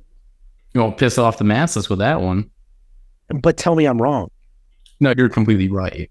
It's, how should I put it, like Kawasaki's cash flow quadrant, right? When they do the EBIS, whatever it is. It's everyone thinks everyone thinks they want to be in the S, when in reality they need to be in the B, right? And the biggest shift is people going from the E. Everyone thinks the biggest shift is going from the E to the S, the employee to the self-employed quadrant. And fuck that. The biggest jump is going from the S to the B. Because the stats that are out there, it's 80% of businesses will fail within the first 5 fucking years. And the ones that are lucky to make it, out of the 20% that make it, there's a certain percentage that never will cross 7 figures in revenue. And it's monstrous. It's huge, actually. So it's like the biggest shift is going from the S to the B, because B is scalable and S never fucking will be. And I think that so many of the people that you're describing are in this S category, and they're doomed to fall back into the E. There's no other way, like because they don't see the. So they go like they get LLC, right? You're gonna laugh at this shit, but it's something I fucking vent about all the time. It's like somebody comes to them like, I have a great opportunity for you. Are you looking for additional streams of income? They're like, fuck yeah, I am. Like, great, get insurance license. And they're like, fuck yeah, I will. So they get their insurance license. They go from the E to the X quadrant suddenly. And they get an LLC. But they don't get a professional email. They still use isuckass@gmail.com as their fucking professional email, which or their carrier's email. Oh, yeah, fuck that. And so they're in this S category. Oh, fucking business owner. I'm a boss bitch. And you're like, go get them, Tiger. And you're trying to push them. And so many people that are in this category are just doomed to fucking fail. Because they never can cross over into the B category. And without being in the B, you're never going to make it to the I, which is the end goal of everybody. You're in the I quadrant at this point, I'm guessing, too. Like, if you're not already an investor in a bunch of shit, I'm pretty sure you're right about to be. I've watched your success. And most people will never cross that threshold because they're just doomed to be on this S cycle fucking constantly. Dude, wow. So much to unpack there. For example, the whole term boss bitch drives me fucking nuts. It drives me nuts. Boss babe, boss bitch, boss man. I'm sorry, but when you say I'm the boss, bitch is the noun and boss is an adjective, as opposed to being like, I'm the boss, comma, bitch. Now, boss is the noun, bitch is you calling someone else a bitch. Imagine you had Tinder, right? And you're looking for people you're going to date. You probably do have Tinder or Grindr or one of the two, both. It's a fucking right. No, but dude, I've had damn near no judgment, man. Dude, listen. Besides that, every straight person, no judgment. Had them all. No judgments. We've already had the finger in the butt conversation. But if you're on Tinder and you're scrolling through, and there's this gorgeous woman who's got all the stuff, and it's like education and this, that, and the other, and then in her description, she's, I'm a bitch. All you have to do is remove the word boss. I'm a boss bitch. Remove the word boss. I'm a bitch. Are you hitting that woman up? Depends on the time it is. You can't stop me. But no. I'm saying no. I will this. I would not try to talk to her with the intention of starting a family with her. No, you I don't know any significant, and this is me as a Caucasian heterosexual who's been married since my early 20s. So my perspective is limited and I don't know anything. But what I know is this. I talked to hundreds and thousands of people across all political ranges, across all sexual ranges and gender ranges. And I know zero men of significance. There's no good men anymore. I know zero men of significance, good men, who are looking for a bitch. Much less a boss bitch. She's the queen of bitches. Well, you could be a boss, that's fine. But if you're a boss and a bitch, I ain't looking for you. I need everybody in that category. They are looking for someone who complements their life, not complicates their life. And to add to that, I hate the term boss babe. I do. I hate it so much. I know what you're trying to say, and I'm like here for you. Like I'm here to support your journey, and I definitely just put entrepreneur. Yeah, I also think the term entrepreneur is pretty fucked up now too. Oh yeah, because during COVID, I harp on that one, bro. During COVID, everyone was a fucking entrepreneur. Yeah, I harp on that one. You have an LLC and maybe a professional license. Like all you have to do is not murder yesterday, and you can have that. Being an entrepreneur requires that you create value that did not previously exist. So you having an LLC and reselling someone else's product doesn't mean anything other than you resell someone else's product and get no benefits for it. You just get a paycheck. That's all that fucking means. But dude, I still don't think we've talked about what drives you the most nuts about you being an entrepreneur. We didn't. That wasn't the I can inspire people, but they can't take action. But that still has to do with other people. But let me give you an example for me.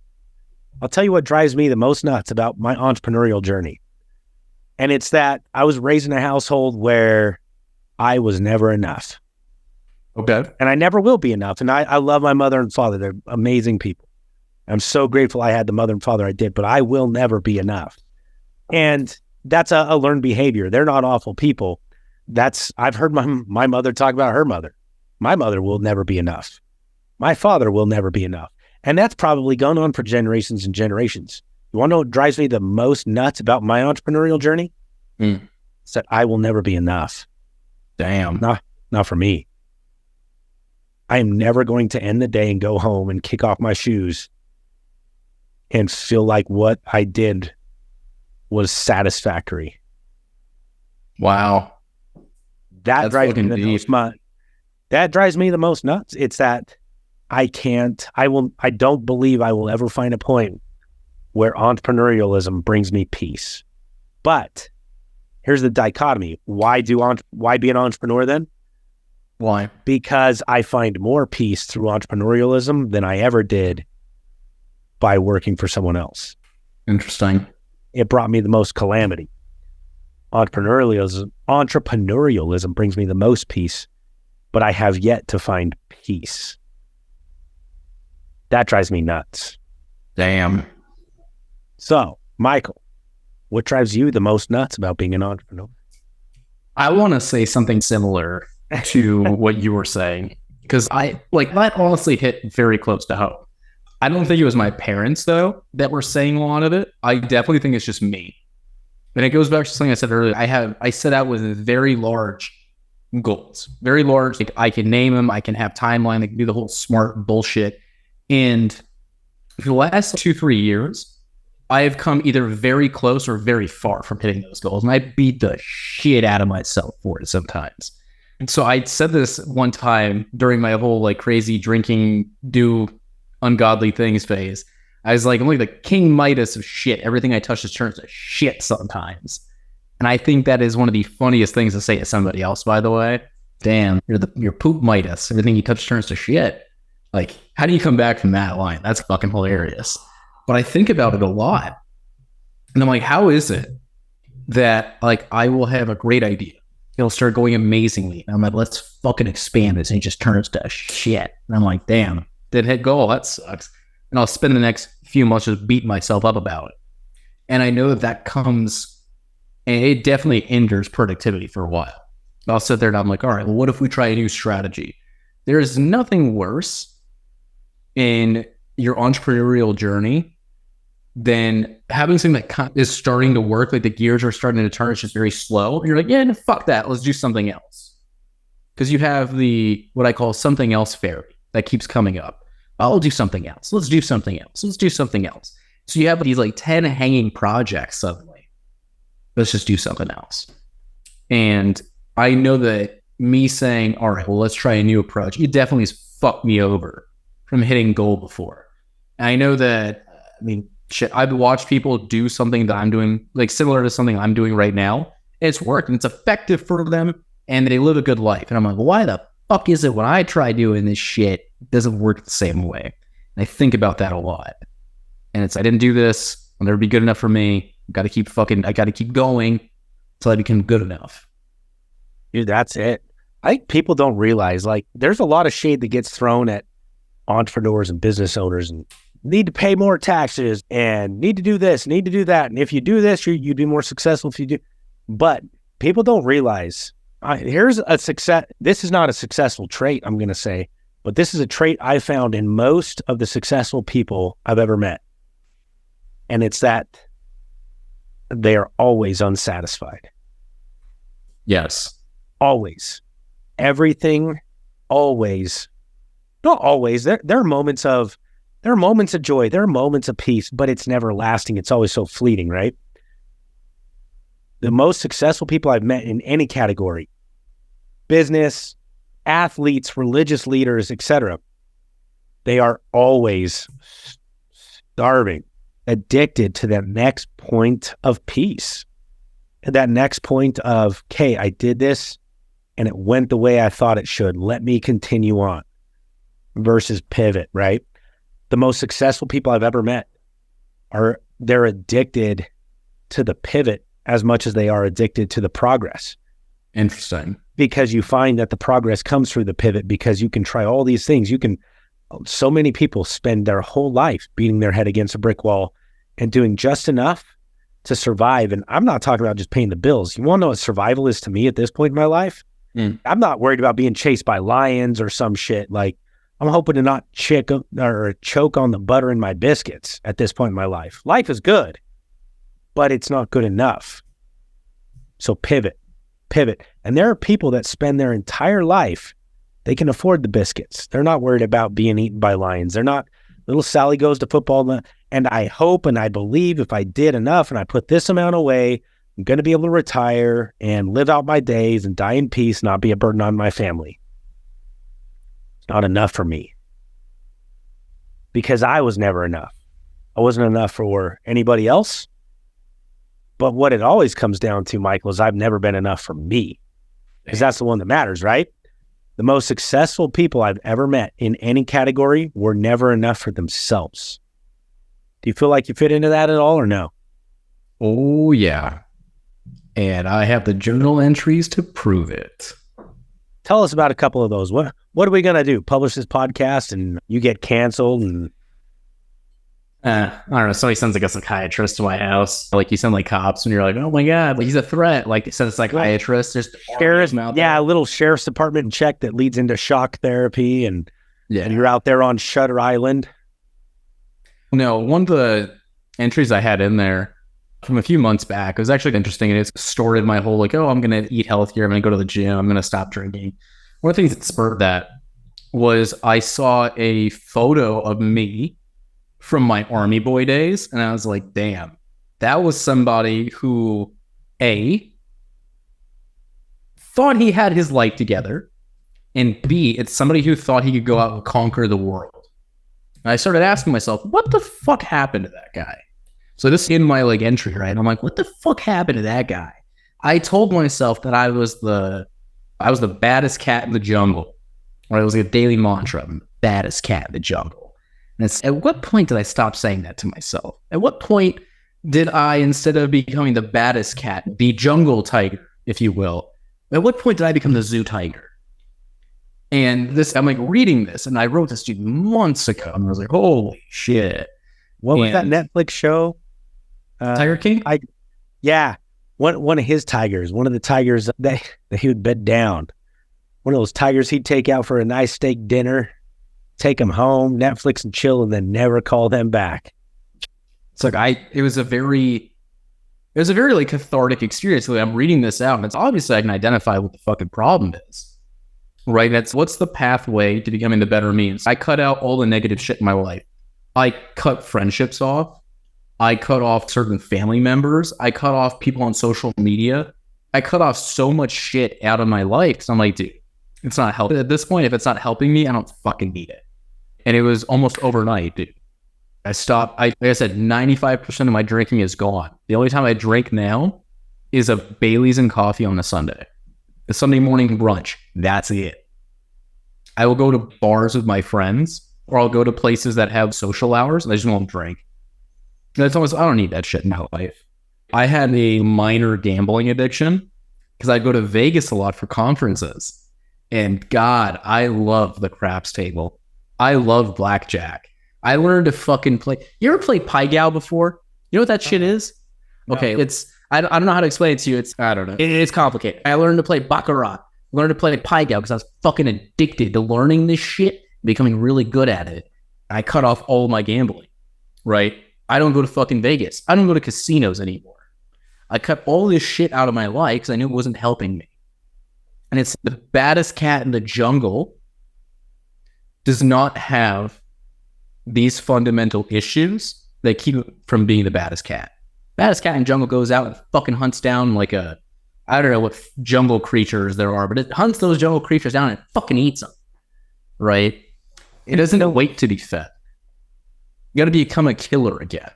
And that was like part of the thing that was in there. It was like, I'm going to stop drinking. I'm going to stop gambling. I don't fucking need that shit in my life anymore. And bring me any enjoyment after the fact.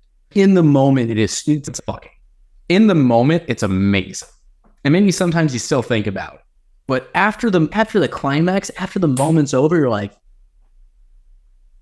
sometimes you're disgusted with yourself. It's post-nut clarity, dude. I posted a TikTok and mentioned post-nut clarity, and I had 50 people unfollow me in 20 minutes. Damn. That ain't so real. No, it is.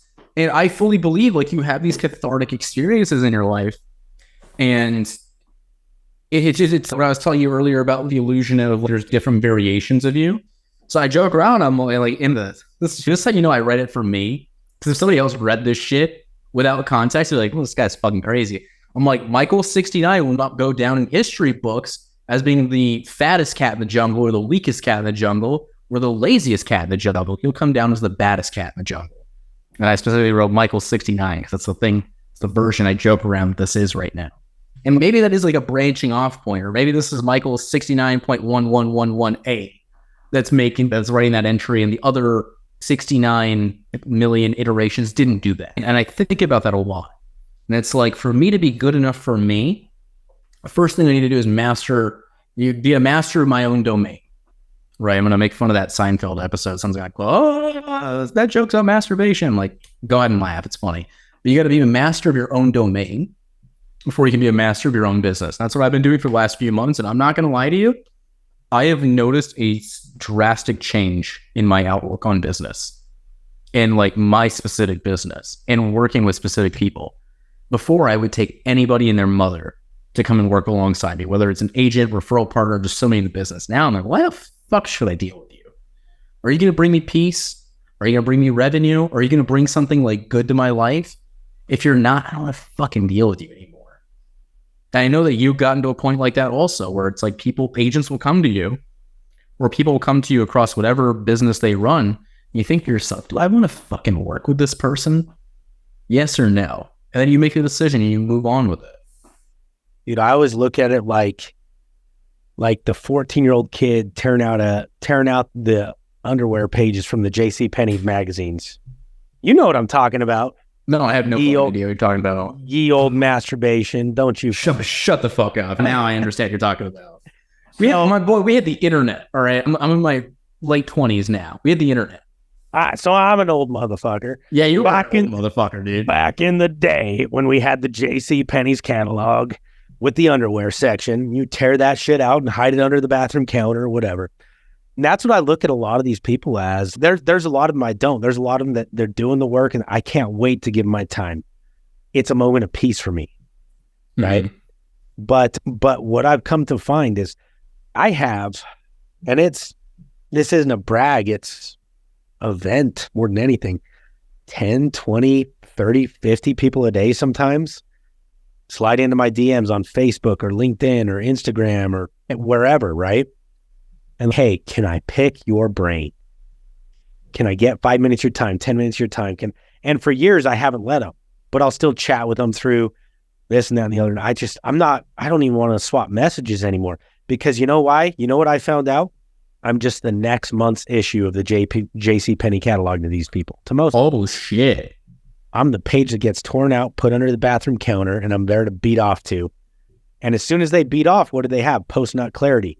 And they get, in other words, they have a conversation with me. They realize, wow, that didn't give me the value I thought it would. Not because what I'm giving them doesn't have value, but because they weren't looking for the answers to their problems. What they were looking for, Michael, and this is the same people you're talking to, what they were looking for was validations that their problems are unsolvable, therefore they are justified in the angst they have about the problems they have. Damn. That's what they're looking for. I wouldn't give it to them. So I was just one more unfulfilled page in a JCPenney's catalog, and JCPenney's is going to reach out and be like, do you either want to do a influencer deal, or they're going to be like, take our name out your fucking mouth. Bleep that shit. But no, that's it, dude. Just people want to hear what they want to hear. Go back to the Bible. 2 Timothy says people will, they will have itching ears. They'll preach words having itching ears or some shit like that. Like they want to hear what they want to hear. And they're going to reach out until somebody scratches that itch. But that's a point in entrepreneurialism you have to realize as you start to do well, the people will reach out wanting to hear what they want to hear, not what you have to say. And it's going to grind your fucking gears. In fact, you'll take more, for most entrepreneurs, most people like you and me, Michael, will take more of those conversations, hoping to finally find that person who's going to listen to what we have to say. But guess what? They don't. The filter has to be finer. Wow. Damn. It's a mind fuck, this journey, dude. It is. Mind fuck. So we've talked about the thing that bugs you the most. What's the thing that brings you the most peace in your journey? Like true peace. Not like, I love the dogs. I love my boys. My boys are I couldn't ask for better kids. They're not what brings me the most peace. I'm going to say that. And they're up at 6:30 a.m. begging for biscuits. Or like, God, it's 6:30 a.m. Leave me alone. But no, I love my boys. But without adding other people to the equation, what brings you the most peace out of this whole journey you've been on? Oh, without adding other people, we were a wrench in the plan. Because I was going to say the biggest thing that brought me peace is knowing that I'm on the right journey. Somebody will send me a message, or they'll call me, or they'll reach out somehow. They'll say, hey, because of something you said, or because of something you told me how to do, or something you explained, or somebody you introduced me to, led me to X, Y, and Z, and it helped a lot. That's what we call an easy evidence, though, right? Yeah. But what if you're the last man alive? What if this is I Am Legend, and you're Will Smith, and you're there in the bathtub by yourself wondering, am I doing the right thing? What's going to bring you peace regardless? Peace is in fulfillment, or peace is in what would I do to decompress? That's what I'm curious about now. Both. So I'll put it this way. When I need to go decompress, my favorite decompression method, let's go on a long drive. I went to an event that was hosted by a mutual friend of ours, and I went to Nashville, right? I live in Dallas. I went to Nashville. That is a 10-hour drive. I've done it a few times. So I drove all 10 hours because I needed those 10 hours. That was right around that time where I made that journal entry I was telling you about. I need to be the baddest cat in the jungle. And during that 10-hour drive, a lot of what I was dissecting is like, why am I the way that I am recently? So it was a 10-hour drive. I turned on some, like, people like, oh, listen to podcasts and expand your brain. Like, dude, listen, I've taken so much fucking raw material every day from God knows what sources. Like, I want to just fucking, I want to be like fucking absent-minded for this. I put on some music. I have the, what's it called? The sunroof. Throw a fucking sunroof down, throw my windows down, drive like 100 fucking miles an hour of music blaring. Dude, I do the same thing. 9 times out of 10, because I still have an office in Vegas, 9 times out of 10, it's about a 10-hour drive. I don't fly. It's a 45-minute flight, and I can fly round trip for $200 from where I'm at to Vegas. 9 times out of 10, though, I drive. Same reasons. And same thing. I don't put on a podcast. I don't put on books. I have windshield therapy. Yeah. Oh, I agree. And I think that's huge. I don't know what that classifies as what brings me peace. That's something I think of the first thing I think of when I think of decompression is like, all right, I need a long drive. I need to go scream for a bit into the abyss. I'm going to listen to some shitty music for a while. And then, I don't know, dude, I'll go watch like a fucking like comedy special. And I'm like, okay. Because I feel like you laugh it out, you feel better. So what about peace though? What when you're laying there butt ass naked in bed and nothing but your New Balances, you're not a dad yet, so you don't have New Balances. Fucking guy. You're still rocking Adidas or I am rocking Adidas. Yeah, I'm Eastern European. Thank you very much. We were Adidas and some fucking Pumas. And when you're laying there in bed butt ass naked in nothing but your Adidas, which for some reason are soccer cleats, motherfucker. Okay. When you're staring at the ceiling and you're like, you know what? In general, no, I'm not satisfied. But today, I was enough. I was enough for me. What happened in that day to get that, to elicit that response? Oh. So the first answer I want to say is I made a bunch of sales, or I made a bunch of impact in somebody's life. Or like it either falls down to a financial gain or like not a passion gain, but like you help somebody, like you might not have made like money on a deal, but you help somebody and they're like, oh, thank you. Like that's what makes me sit there and think I'm enough. This is my proof of concept. Like I did the right thing here. Those are the things that immediately come to mind. But I feel like that's a kind of a cop-out answer, right? We can all say that. We love the endorphin response. We love the adrenaline rush of closing a big deal. And you're like, fuck yeah, I did that. I am the man of the arena. When I close a big ass deal, I am a fucking gladiator that won, right? That's the same analogy. I am Maxis Aurelius. Yeah, dude, I'm the fucking commander of the Northern Armies to the true emperor, Marcus Aurelius, right? Like, I am the guy. Dude, actually, so I have, this is funny. So I moved my office. So I used to be like facing this way. And then like I moved everything around. So I have like all of like my pictures and shit on this wall over here. And I actually have the Theodore Roosevelt quote, "The man in the arena." It's up on the metal plate. I got to move it. So it's like in frame for next time. But like I have that there. I look at it a lot. And I also have the Wolf of Wall Street's 8 Rules of Success, but that's a whole other like very salesy thing. But I think about these things a lot. And I've noticed the thing that brings me the biggest peace and tells me that I'm enough is knowing that I have more chances tomorrow. I look at it as the day, like the sun does not set on the day, the sun just sets for now. I always have more time to fix it. Whatever fucking issue there is in the world outside of like me activating nuclear launch codes, every problem can either be fixed with time or work ethic. And I think about that a lot. There's nothing in this life that is so fucked up that I can't fix it with time or work ethic. Damn, that's deep. You want to get into that? Especially the way you put it that first time it came out of your mouth, which that's the most raw, is when somebody says it for the first time. Virgin words, right? How did you put that? Aiden, you need to run that back, dude. We got to make a reel out of that. Aiden's my guy that does all our editing. Man, there's nothing that's so fucked up that I can't go to work on it or fix it tomorrow. Yeah.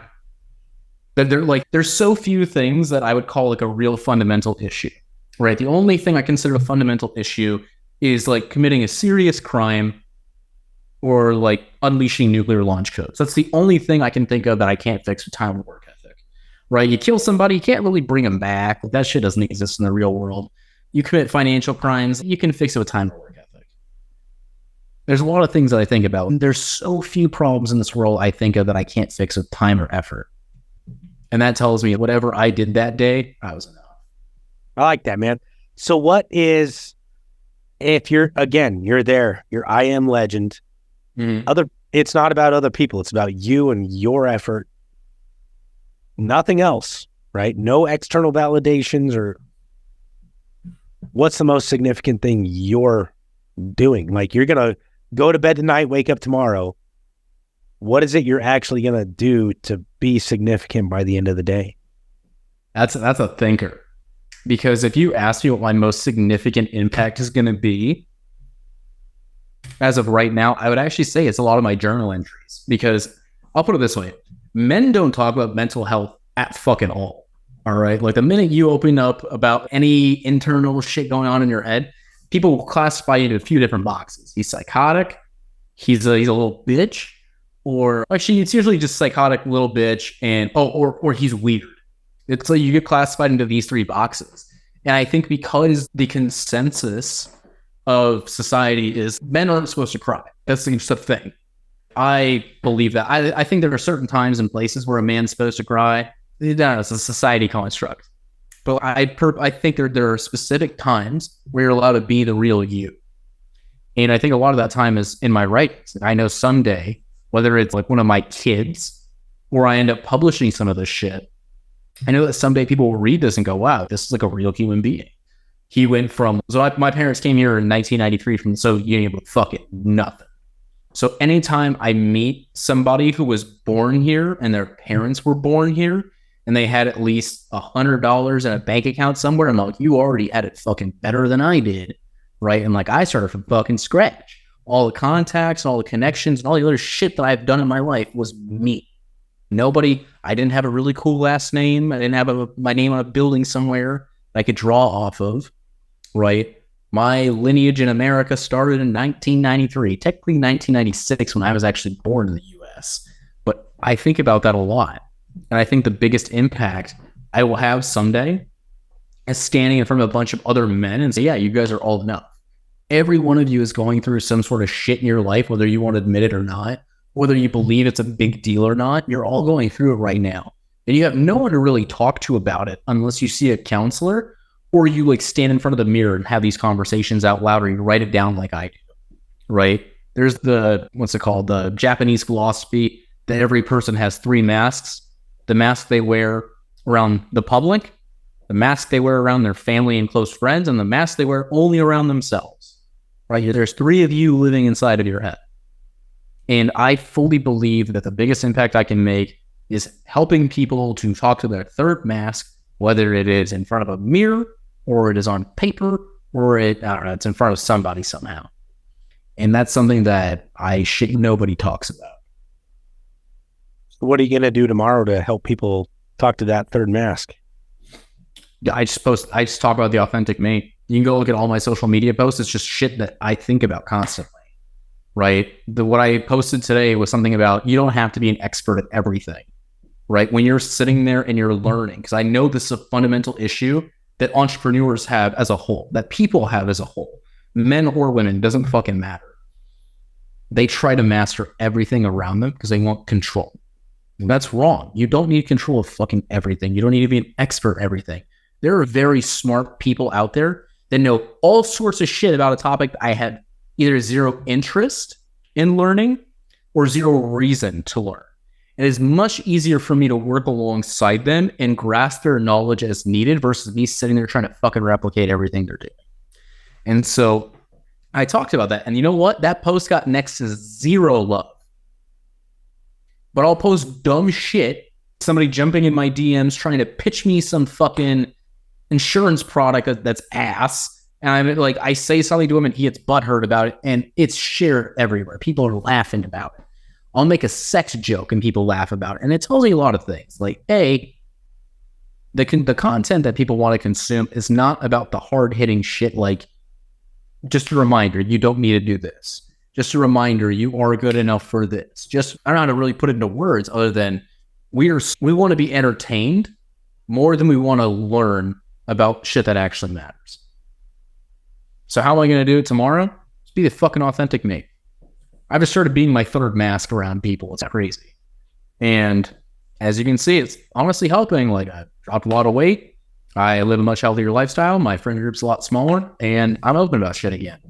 Have you ever thought if the thing that brings you peace is creating an impact? And so this hits home, right? If the thing that brings you peace is creating an impact, and the impact you want to create is that authenticity and that really candid conversation with your third mask, so take, for example, the engagement on posts. What people want to engage with and people want to hear and what they consume and what they internalize is entertainment. And the fact that you're not making the conversation, the impactful conversation you want to have, more entertaining so that it can be consumed or will be consumed better, that you are under-fulfilling your moral obligation to yourself. Because that's something I fight with myself on. I've got a thing to share, but it's not as entertaining as people want to be entertained. It's not at the level of entertainment people want to be entertained by. So they don't consume it at the levels that it can and should be consumed. It's the thing that's going to help them the most and the thing they want to consume the least. Yeah. Is lack of entertainment. So what the fuck do you do about that? That's honestly, that's the fucking $1 million question. What do you do about that? I think of it as, okay, we need to frame this. So I always go back to comedy. Right. And the reason why is I believe you can de-escalate every situation known to man using humor. Every fucking, think about any shitty circumstance. It's so much going to be diffused with just basic level humor.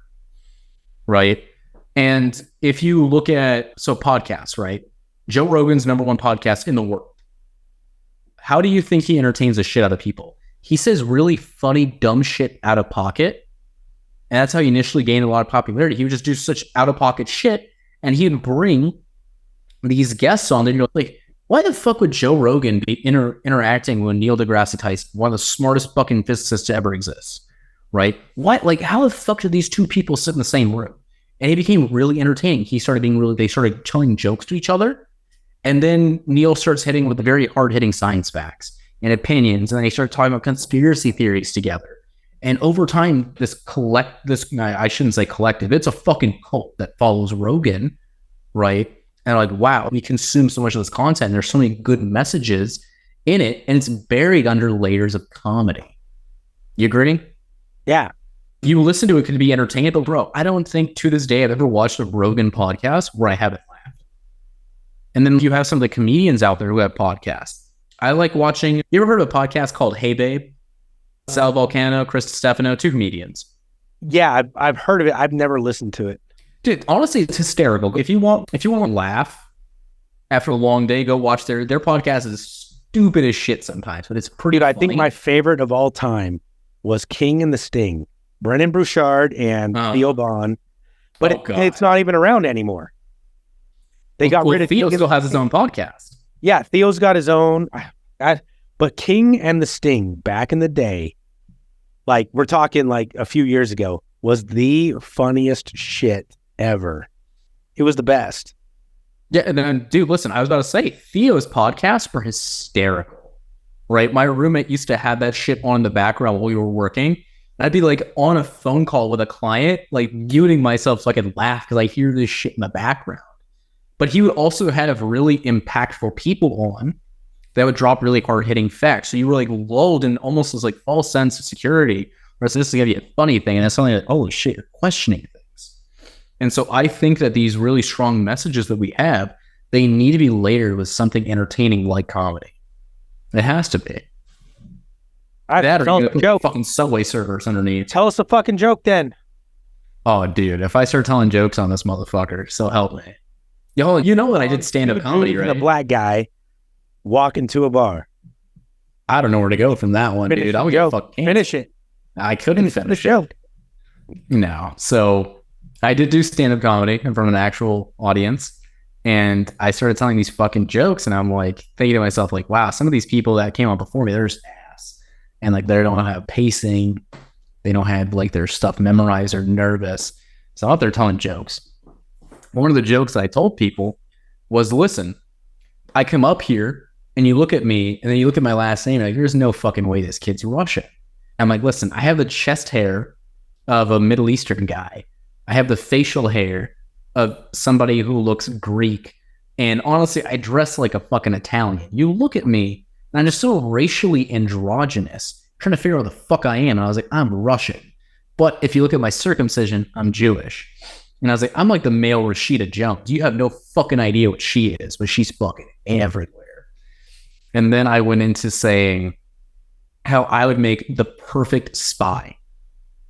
And I was like, these motherfuckers out there, like your Henry Cavill's and the guy who plays Jack Reacher in the Amazon version, not Tom Cruise, but he's a big fucking dude. He's also on Blue Mountain State. I'm like, those are the shittiest spies known to man, right?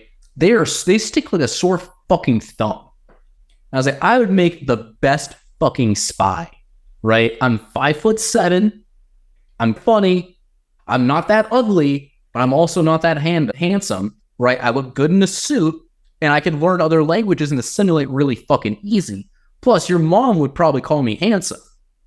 That's a good James Bond. That's a good fucking spy. You just blend in with shit. Now, I was like, look at this goddamn Henry Cavill looking motherfucker. You mean to tell me that if Henry Cavill was a British spy and he was like in the Middle East, he wouldn't stick out with a sword? Dude, put me in the fucking Middle East. I'll look like every goddamn Habibi out there. I'll put on the clothing. He's one of us. I'll get brown as shit. Show some chest hair. I'll be really sexist, but he's one of us. No? Actually, Carson, what ethnicity did you think I was before I said it? That's always my favorite question of you. What the fuck do you think I am?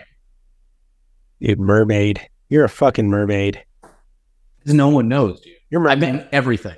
Dude, when I heard, I don't remember how it goes, but basically this dude was talking. You want to know how the Russians can tell if there's a spy in their midst? How? They put a man in a room with a bear. And if the man either makes a friend or gets fucked, he's Russian. Anything else, and he's a spy. Jesus Christ. Let's go back to, have you ever had a finger in your butt? And let's remove this construct of it had to be a Homo sapiens finger. What is your relationship with bears? And do they shit in the woods? Bears shit in the woods, and I don't think I've ever seen a bear outside of the zoo, my boy. I'm like thinking hard. I haven't seen a bear in the wild. You've never had a bear come up to you and you're like, fuck no. Wag one finger at you? Listen, I don't live in fucking Idaho, right? With potatoes. Hey. I lived in Phoenix my whole life before I moved to Texas. I'm afraid, right? Bro, we don't have bears in my part of Texas. We don't have them in Dallas. I don't know. I can't speak about the whole state. You realize how fucking big Texas is, by the way? It's a very diverse state. No, dude, you got to drive like 12 hours, like from like point to point, 12 hours to get across the state, or 8 hours north to south to get across the state. It's fucking huge, dude. You put Texas over Europe, and we're like 3 countries long, bro. You got to speak 3 different languages to get out of fucking Texas. To be fair, there are different languages in Texas. Texas has Bayou. Texas has Bayou. You got redneck. There's some proper English in Texas. Yeah, you got the tech bros. Yeah, then you've got Tex-Mex, you've got Spanish. Dude, Texas is a very diverse place. We're a country, baby. We're the Lone Star. You know, we're the only state allowed to fly our state flag at the exact same level as the U.S. flag. This is like a real crazy fun fact. Some Alamo shit. No, so every state, it's like, let's say you're flying an American flag and then whatever, like the Idaho flag. The American flag, the bottom of the American flag can be level with the Idaho, like the top of the Idaho flag, so it can look like this, but they can never be even. And the reason is the U.S. flag trumps all authority everywhere else. And the only flag allowed to be flown at the exact same level as the U.S. one is Texas, because it was its own country. To me, it's a very wild fact. I'm like, yeah, that's why people are assholes here, dude. Texas is the most proud state in the country. I don't give a fuck where you're from. You will know somebody's from Texas within 5 minutes. I would say that. Other than Portland, and Portland's not even a state; it's a city. For some reason, people are proud. Portland's a beautiful place. Dude, it is very beautiful. Up until about 5 years ago, I haven't met a sane-minded person that's proud to be from Portland. I'm going to say that. I used to be a manager for a chemical company. And my territory was the Western 13 states. So I'd travel a lot. And like in your early 20s, when you have like a company Amex, that shit was awesome. So I went to Seattle and Portland back to back. I flew into Seattle, got a rental car, was there for a few days working, drove down to Portland, was there for a few days working, drove back to Seattle to fly home to Phoenix. And dude, Portland was beautiful. So I drove. And so I remember when I was driving, there's like a straight shot down. And I said, nah, fuck that. So I drove from the Seattle all the way to the ocean and then down. And I went over the sketchiest fucking bridge. You know where Astoria, Oregon is? Or maybe it's Astoria, Washington. It's like right up against the fucking Pacific Ocean. And so I go over the sketchy ass fucking bridge in the middle of the fog. It was beautiful. And I took a photo in front of the Keep Portland Weird sign. Literally, how else am I ever going to prove that I was here? And it's beautiful. And then like shit from the last 5 years, you're like, this is awful. How can you guys do this? It's such a pristine and beautiful area. Yeah. Terrible. Last 5 years have been rough on that whole little part of the country. Just in humanity as a whole, it's been a rough 5 fucking years. There's like the Facebook jokes that it's, I can't wait till the next generation is in AP US history and has to study 2018 to 2023. And I think about that. I'm like, fuck, dude. You realize how much shit's happened in the last 5 years? Actually, not even in the last 3 years. 2020 was going to be poised as the most fun year in human existence. All right? We had numerous Friday the 13th. Halloween was on a Friday. Christmas was on a Friday. Black Friday was on a Friday. Cinco de Mayo was on Taco Tuesday. The 4th of July was on a fucking Friday. Like, everything matched up to be the best fucking year in human existence, right? And I was in my fucking mid-20s. There is literally nothing more fun than all the holidays lining up on certain days of the week. And you're just like pumped about this shit. And fucking the Rona happened. She ruined it. And I feel like that's like a canonical event where like that completely reset a bunch of the timelines that are out there. This is fucking virus that came out. Whether we ever definitively prove it was man-made or it was a cross-species thing or whatever the fuck the opinion's going to be in 10 years after this video comes out, I fully believe that was such a cultural reset point.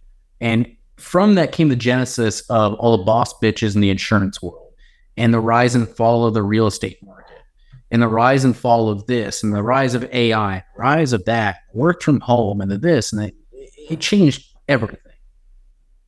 It had such ripples that we still to this day have not figured out all the impacts from COVID.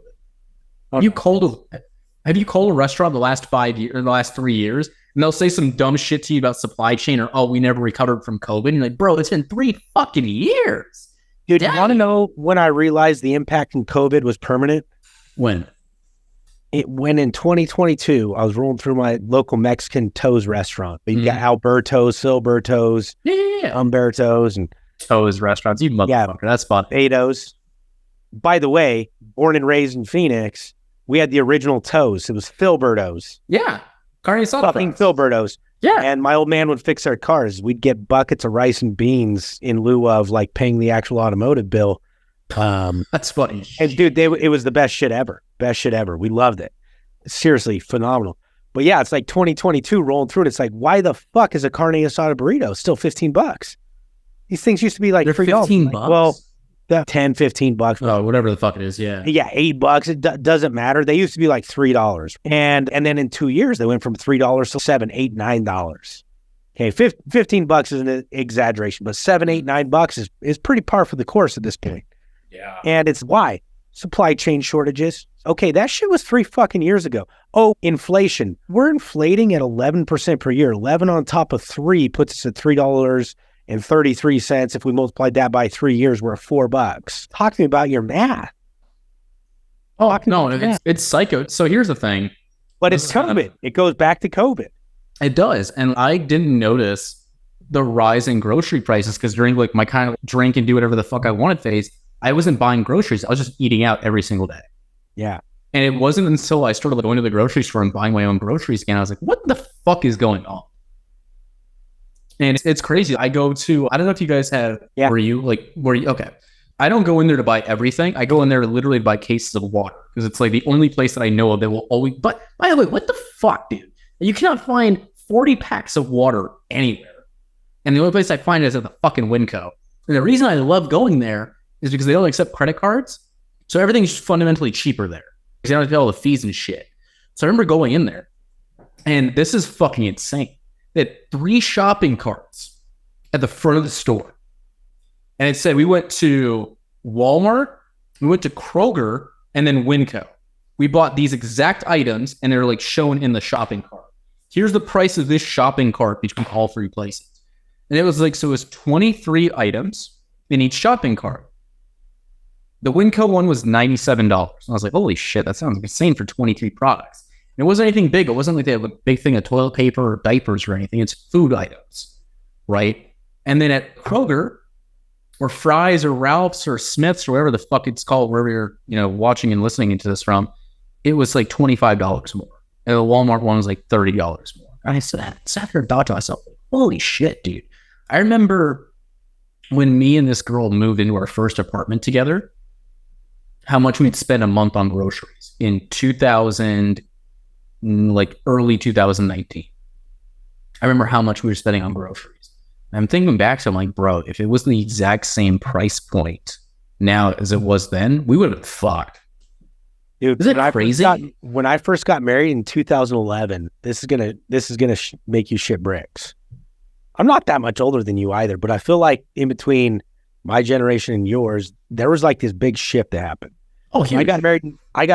When I first got married, my wife and our grocery budget, we budgeted to eat out once per week. Okay. Our grocery budget was $80 for 2 weeks worth of groceries. Wow. $80 fucking dollars in 2011. And that was living cheap even then. It was like, let's make some rice and pour some Campbell's soup over it. But we ate out once every 2 weeks. And that was outside of our $160 per month budget. But absolutely ridiculous. I'll tell you the one reason I don't do Winco now, though. Why? Well, I'll spend the extra money. Have you ever had to fight another human being over a pack of mini corn dogs? No, you fought somebody? Dude, I didn't have to fight somebody. I thought I was going to have to, though. I never want to be in that position. I don't know what it is. The Wincos I've been to, I've been like, holy shit, y'all are some ravenous ass motherfuckers. And also, I don't like being herded in a direction. If I want to go off yonder into the goddamn Yip Yaps and look at the Twizzlers, I'm going to go look at the goddamn Twizzlers. Don't put me in a direction. Wait, is yours making you shop like certain directions in the aisles still? Every Winco I've ever been to, dude, they literally, it's, you come in and you're directed through the aisles. It's fucking crazy. No fuck, dude. Come to the 100%. Come out Even to the ones Idaho. in Phoenix weren't like that, bro. Dude, come out to Idaho. I don't want to go to your communist state. Winco in Phoenix, but come out here, and I'll show you. That's the only place. And we're in Idaho. Idaho almost elected Ammon Bundy for governor. The dude that literally held up Ruby the Ridge? state of, Ammon Bundy, the whole Ammon Bundy. They had the whole FBI thing a few years ago. And wasn't it like not Ruby Ridge, but it was like Ruby Ridge Part 2, where they were like, trying to seize their land? Yeah, straight up. That dude literally just ran for governor. Idaho almost elected him. That's fucking crazy, dude. Yeah, that we're pretty goddamn libertarian. We're pretty libertarian, but it was straight up come in here, shuffle through these aisles, fight over these corn dogs. I was like, fuck this. Fuck it. I can't. Send me back to Albertsons. I'm going to pay 3 times what I have to, but I'm going to. Here's the thing I noticed. When I was in the Army, I lived in a bunch of small towns. And what's crazy is, you ever been to a Walmart in a really small town? Maybe 10,000. I shouldn't say really small town, but it's 5,000 to 10,000 people. Yeah. And you expect the fucking drugs of society. But from my personal experience, small town Walmart was actually really well kept. Oh, yeah. People in there weren't like walking around in pajamas most of the time. It was just normal fucking Dude, people. what's that song? Try That in a Small Town? Correct. And in my mind's eye, I thought, okay, they don't have as many grocery options, so everyone shops at fucking Walmart for groceries. It's a given. So you have a much, I don't want to say like affluent class of people, but go to a fucking Walmart in Phoenix. Yeah, nobody's there. Dallas. Yeah, everybody else is doing their grocery shopping at Smith's or Albertsons, Albertsons. Yeah. And so they're not even grocery shopping. They'll just they DoorDash the shit. DoorDash. Yeah. And I agree with you. And to me, it's so fucking mind numbing, because I'll sit there and I'll think about it. And I'm like, God damn. It's such a division thing. I'll be honest with you, I don't live in a very affluent part of Texas right now. I shit you not, one of the cheapest rental houses I could. It's in a pretty meh neighborhood. The hood is like maybe 2 miles away from where I live, but I don't hear gunshots at night, so I don't really care all that much. And so I live in like a relatively like low to like middle class community. And I don't mind it because I don't need a lot of shit. I work from home most of the time. I'm a happy kid. I will go to the grocery stores here, and people still try to keep them extremely clean and well stocked. And that blew my fucking mind. It's like in a more affluent area, that's good fucking luck. There's like a Walmart. I have the smaller Walmarts that are just grocery. I have one like quite literally a quarter mile from where I live. I can walk there. Never gone it. I'll still go to the fucking window. And I think that society during COVID was so ruined by ration cards, basically. Like you could have 1 pack of chicken and 1 pack of beef per visit. It got so fucking ruined with that. Like I don't think the world's ever going to recover. It was the first time in my life I went to Costco during the height of COVID. And I remember walking in there, and as I'm walking in, I called my dad. And I'm like, hey, Dad, do you need me to buy any groceries for you guys since I'm at the Costco and I'm waiting in line and I just got my ration card? My father and mother, who came from the fucking Soviet Union where they were used to having empty shelves, were like, Michael, in all our life live here, we've never seen this before. What the fuck going on? This is the richest country in the world. People lost their fucking mind. And my dad's having that conversation with me. And I'm like thinking to myself, holy shit, we have. I remember going in there and it was like, you get 1 pack of chicken, 1 pack of beef, 1 thing of toilet paper, and 1 thing of Lysol disinfectant wipes. That's the maximum you can have. There's one motherfucker sitting there watching you, dude. 2 cases of water. That's all you can have. People getting to a third one. What the fuck kind of world is that? God damn, Rona. Yeah, dude. It changed some things. I'll tell you the thing I think it changed the most. Was perspective. Yes. It gave people a platform. It gave people a platform that shouldn't have a platform. Ooh. They didn't do anything to earn it. Besides be a fucking pussy. I think I'm not even going to take that back. Like it gave people a platform that did not earn it.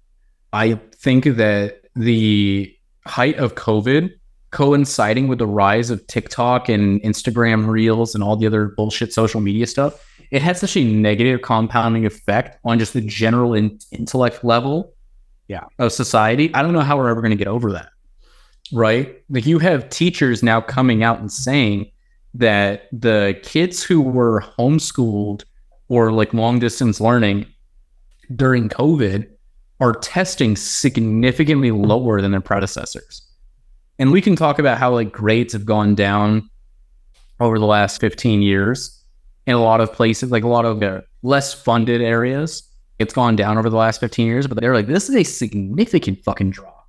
And it's not just in the low income areas where the property tax didn't keep up with the school funding budgets. There's a fucking deficit running everywhere as a whole. And the kids aren't like the fucking kindergarten classes that are coming in now and have for the last 3 years are a lot less socially educated. Or like they're a lot less social than any predecessor, like preceding class before it. That's going to fuck with just humanity as a whole. You have people who've lost 2 or 3 years of their life completely just out of existence. Dude, I don't know. You have small kids, right? Like how do they handle the long distance learning? We didn't do it. We homeschooled. And it was you've been homeschool now is not like homeschool in the 80s and 90s. Like, we homeschooled through COVID, and we would get together at the park with 80 or 100 other homeschool families every single fucking day, not a mask, and it was like, let's fucking live life. 5, 6 days. Small town. Yeah, 5, 6 days a week. We'd get through the curriculum course in an hour or two. And so what would we do? We went hunting, we went fishing, we went camping, we went and hung out with friends. And we had a fuck ton of fun during COVID, but it was fun with a clandestine community, a community that was forced to be clandestine, who, by the way, did not have a significantly higher mortality rate, but was forced to be a clandestine community of other like-minded parents with similar age children. None of them have issues. By the way, all of our children, like, our biggest issue right now is our public schools are telling us you have to advance your kids in grades. They're testing too high. My third grader is now reading at a 7th grade level. Mm-hmm. And you've got to move them up a grade. No, I've seen what that does to kids' social lives. We'll just keep sending them to school. And when he comes home, we'll give him the homeschool homework. Oh, that's an option? Yeah, why? He does. He hasn't come home with homework in friggin' years since we put him back in public school. Wow. He gets it all done there. And so it's, hey, when you get home, I want you to do some of this other homework. But that's, in my mind, that's at least my version of quality parenting is, hey, the job to parent was never the school. It was my job. And my kid is there. He's not just there to live a social life or anything like that. He learns things. There are things he's learning and different things, which are great, which absolutely great. But he's not getting behind. In fact, he's staying ahead. Both my boys are staying ahead as we do this, but they're not getting behind socially, which there's always been this fight. Why? He's book smart and she's street smart and blah, blah, blah. Guess what? I'm raising a couple motherfuckers that are both. And at the same time, we hunt. I won't say we fish because I hate fishing, but we hunt, we ride the dirt bikes, we go do this, we do that. We never miss out on an opportunity to go have fun. We never miss out on an opportunity to educate, and we never feel like we're so busy we don't get to be a family. We're just not bitches. I don't know, man. So here's what I think is interesting about our education system. I fully believe that the reason why school is in the format that it's in was to prepare kids to work in factories. Oh, yeah. Like 100%. I fully believe that somebody did a fucking study at some point in the early 1900s, and they changed all the child working laws. All right, we're going to send all the fucking kids to school. They're going to be in school for 8 hours a day. They're going to have a 30-minute lunch break. They're going to be told what to do, where to do it, and they're going to sit in these fucking rows and columns. They're going to do everything that we fucking tell them to do. There's no reason to teach children like that in the 21st century. Like, with the advent of AI, actually, here's a good point. Like, the phone that I have in my hand right now has more computing power on it than it took to get us to the moon, whether you believe we got there or not. It has more processing power than all of the tech used by NASA in the late 60s to send things into space. Isn't that fucking crazy?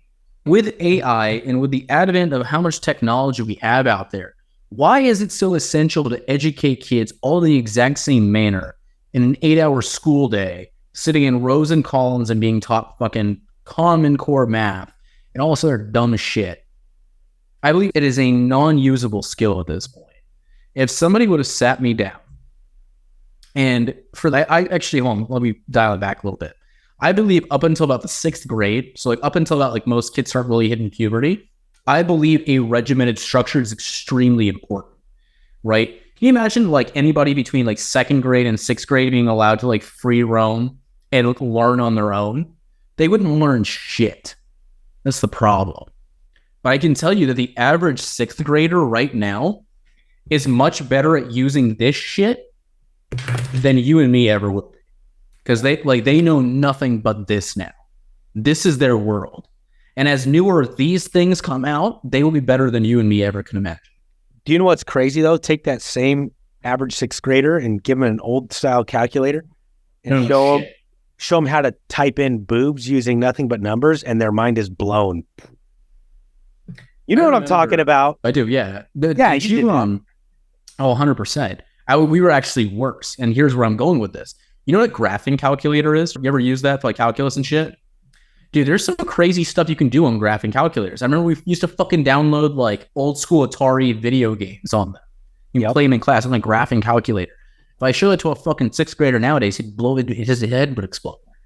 But there's so much tech that's coming out now that I fully believe that the concept of a traditional education is going to go out the window. Oh, dude, it has to, because back in the day, we used a graphing calculator to do things like trigonometry and all these different things. You don't do that anymore. You don't even have to type it in. You just hit that right-hand button on your iPhone and hold it, and hey Siri or hey Google, you read the question off and it spits the answer back out to you. Correct. And so I foresee there eventually... Which, by the way, is a huge strength in many ways. I agree. But our education has to evolve. The education can't be the answer to that equation anymore. The education has to be, what do you do with it now? Because we used to spend our whole lives trying to figure out what the answer to that equation was. Now we can get the answer in an instant. We got to figure out what the fuck do we do with it that's significant. So we've advanced to the point where a computer can solve a bunch of what we would call theoretical math equations for us. Computers can solve a lot of these things. This is cliche now. Those movies where they have like the guy who sits on the fucking chalkboard and writes out all these complex equations. Like he like slides that chalkboard up and there's another chalkboard. He starts writing on that one too. Right. It's Good Will Hunting. Correct. It is Good Will Hunting. But Good Will Hunting was made in the 90s. We're 30 fucking years in the future now. We have a computer that can take all four of those fucking... Yeah, we can take all four of the fucking chalkboards. Where did philosophy and stoicism come from? It came from the fact that people didn't have to spend all day, every day, worrying about how am I going to eat, how am I going to live and not get eaten by a lion. As we evolve, our minds are able to adapt and focus on other things. The problem with the modern education system, though, is we continue to focus on the problems of yesterday using tools of today to solve them. So we're left with most of the day of doing fucking nothing. We're not challenging the brain when it's like, hey, I don't personally believe there's anything wrong. Like in school, let's start teaching kids to use AI to solve trigonometry. That should no longer be a problem we are asking children to solve. Let's ask them to say, hey, here's the answer to the question of yesterday's youth. Now with that answer, here's another question. What the fuck do we do to make the world a better place with it? And that's the failure of the education system. There needs to be, in my opinion, significantly more practical application. No more, if Michael has 30 watermelons in his car that cost him X amount of dollars, how many dollars will it cost if he buys 100 more watermelons? That is a bullshit question.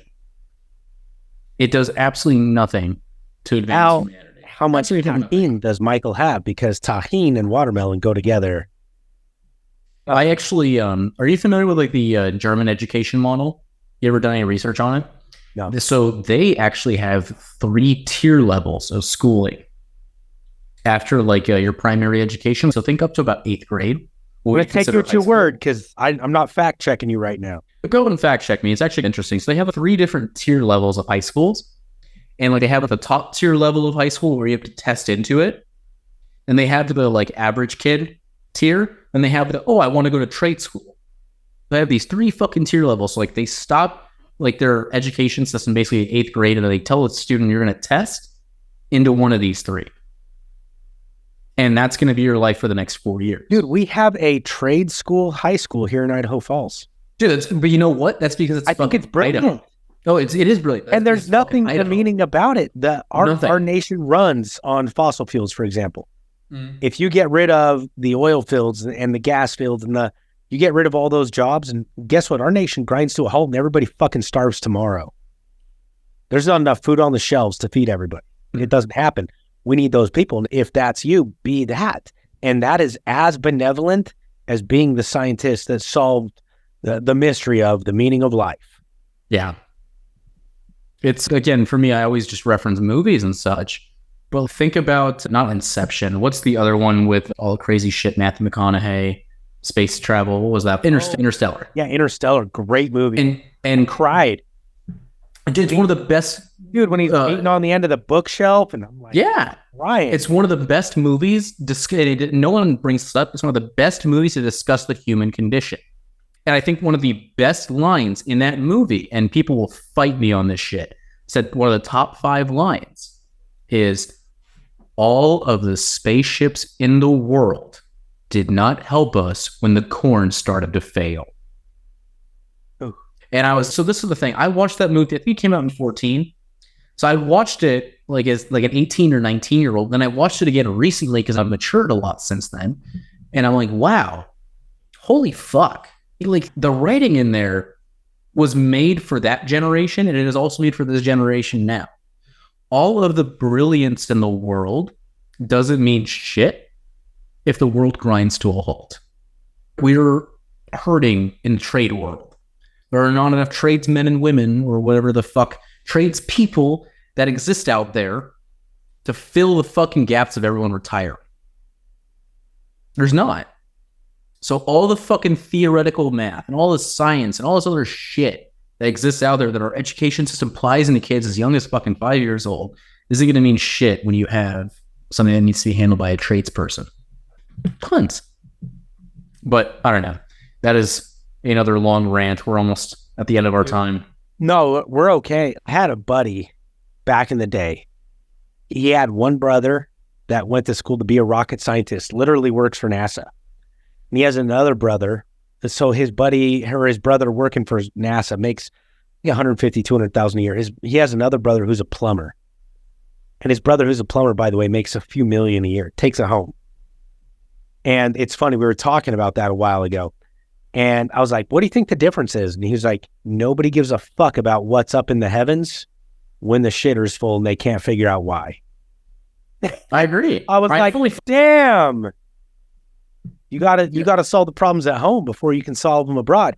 Bro, that you could take that and run for hours on that. How are you going to help somebody else if you're drowning yourself? A drowning man cannot save a man from drowning. Correct. But holy shit, that's a whole nother thing. Yeah, but I think about that shit all the time. And it definitely misses some of the other points of the movie when you think about, they had to grind all of their planning for the future to a halt so they could plan for today. And I fully think our education system isn't prepared for that. We have never in our lives had such a, there's a term for it, but it's it's not intelligence, but it's like the processing power of computers. And you look at it as like a bar graph, and eventually that bar graph turns into an exponential growth curve, like a hockey stick, if you will. We are on this point of hockey sticking with the advent of AI. Oh, GPT-3 had all these issues. We have GPT-4 now. Motherfucker, listen. GPT-4 exists. You don't think they've already started building out GPT-5 and 6? We have 5G. You don't think they've had for almost a year now? Correct. I'm like, and hold on, we have 5G that's broadly available. They were talking about it for the last 10 years. I'm like, you don't think they've already started to build out 6 and 7G? No, we've already prepared for this fucking future. Right? We're at a point in time where the children now are being educated on the same things I was 27 fucking years ago, right? They're still treating kids they're treating kids like they're still in my generation, starting to learn about AI. They need to start preparing for the fucking future because these kids are going to grow up alongside AI. Wow. Like when you think about that, it's okay. Maybe my kid shouldn't be learning how to read. Maybe I should be teaching my kid how to read. Maybe I'm a piece of shit if I'm not here teaching my kid how to read. That's no longer like being, dude, 150 years ago, 100 years ago, being able to read was like, holy shit, you know how to read? And now being able to read, it's the bare minimum entry to being able to not be a piece of shit in the United States, at least, right? If you're in the United States and you don't know how to read it to at least some degree, there's a fucking problem. Yeah. Maybe that's not the thing schools should be focused on. Maybe the schools should be focused on what mom and dad don't have the resources to do for themselves. Because getting my kids to be able to read, you know what? Even if you don't have time, people are like, I don't have time. We both work outside the home, blah, blah, blah. Do you know what a phonics course costs today? I remember being a kid when phonics first came out. I'm old. When phonics first became a thing, it was hundreds and thousands of dollars. Do you know what phonics costs now? I have no fucking clue. $20 a year. Do you know what? So like the homeschooling courses I give my kid that keep my kid 3 or 4 grade levels, math, like reading, writing, and arithmetic, 3 to 4 grade levels ahead of where he's at. Do you know what it cost me per year? What? $300, $400. Oh, wow. It's way cheaper than I thought. Yeah, that's the curriculum. That's all the coloring pages. It's the math quizzes. It's fucking everything. It's everything. Right? I don't know, man. That's just, do you want to know where I feel like the biggest, so we talk about last podcast episode, I was with Chase McAllister. Oh, I love that guy. Super good dude. I love that dude. We're talking a little bit about single points of failure. But do you want to know where the biggest single point of failure of education is? Where? In my opinion, at least in the United States, it's at home with mom and dad. I agree. That's the biggest single point of failure. Because if mom and dad cared a little more, Junior wouldn't have had to learn that at school. Junior would have already known. And I want the education system to evolve. But the tools mom and dad have available are so readily available for so free. Like, you can't afford $300 a year for some homeschool shit? Cool, hit me up. I'll buy it for your kid. I don't even have to buy it. I'll run it on the copier and send it your way. I will send that shit to you. It costs you nothing but a little bit of give a fuck. Agree. And that's what America has run out of, is give a fuck. And that breaks my heart. But I like your point that you're trying to make too. What if we started educating kids on the basics sooner?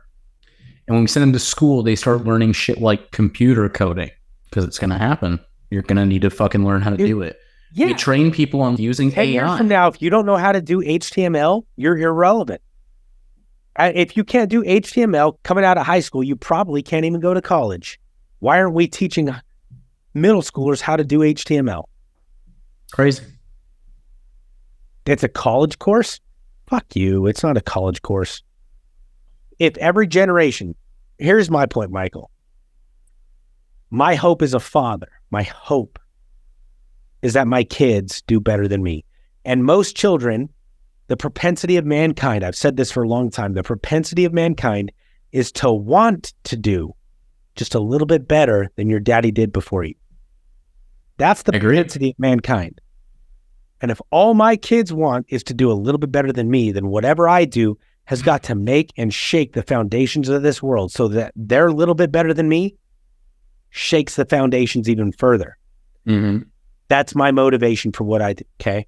So if we take that and we say that education should always move the world forward, right?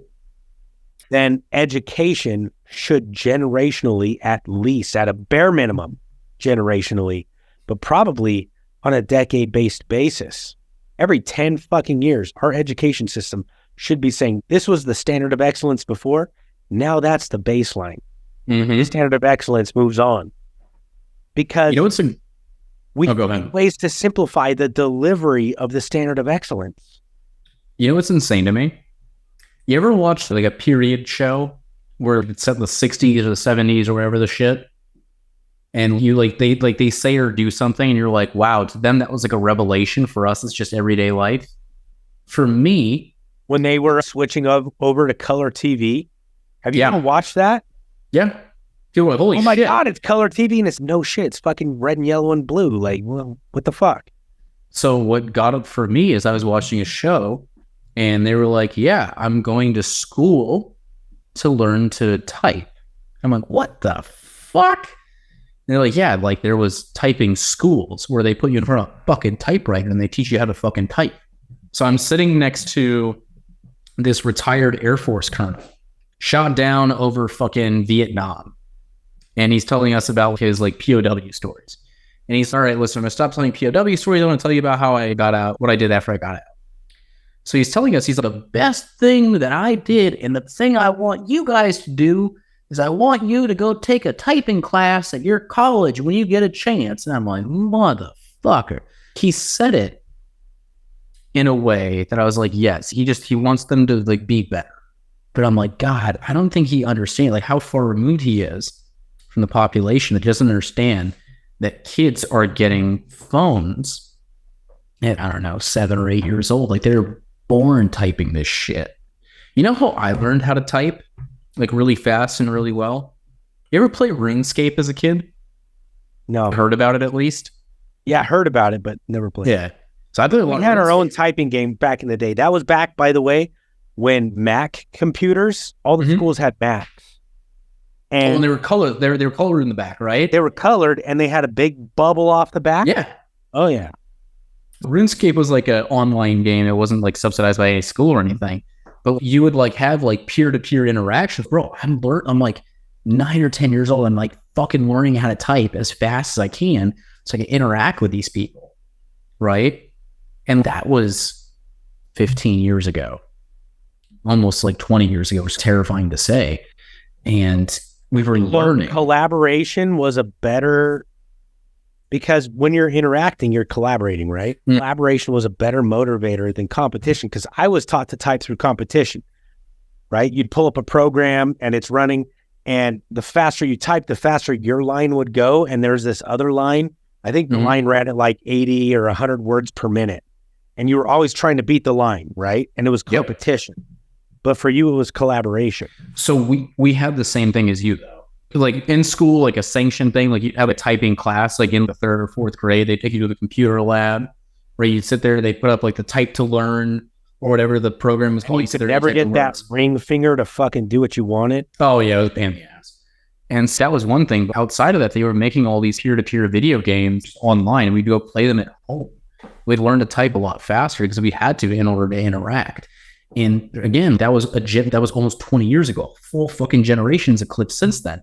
Meaning these kids are learning to type and do it better earlier. I look at my 2 nieces. One is 12 and one's 11, one's 13.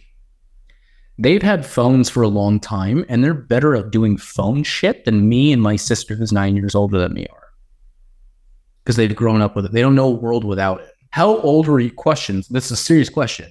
How old were you when the first iPhone came out? First iPhone? Yeah, it was like 2007, I think.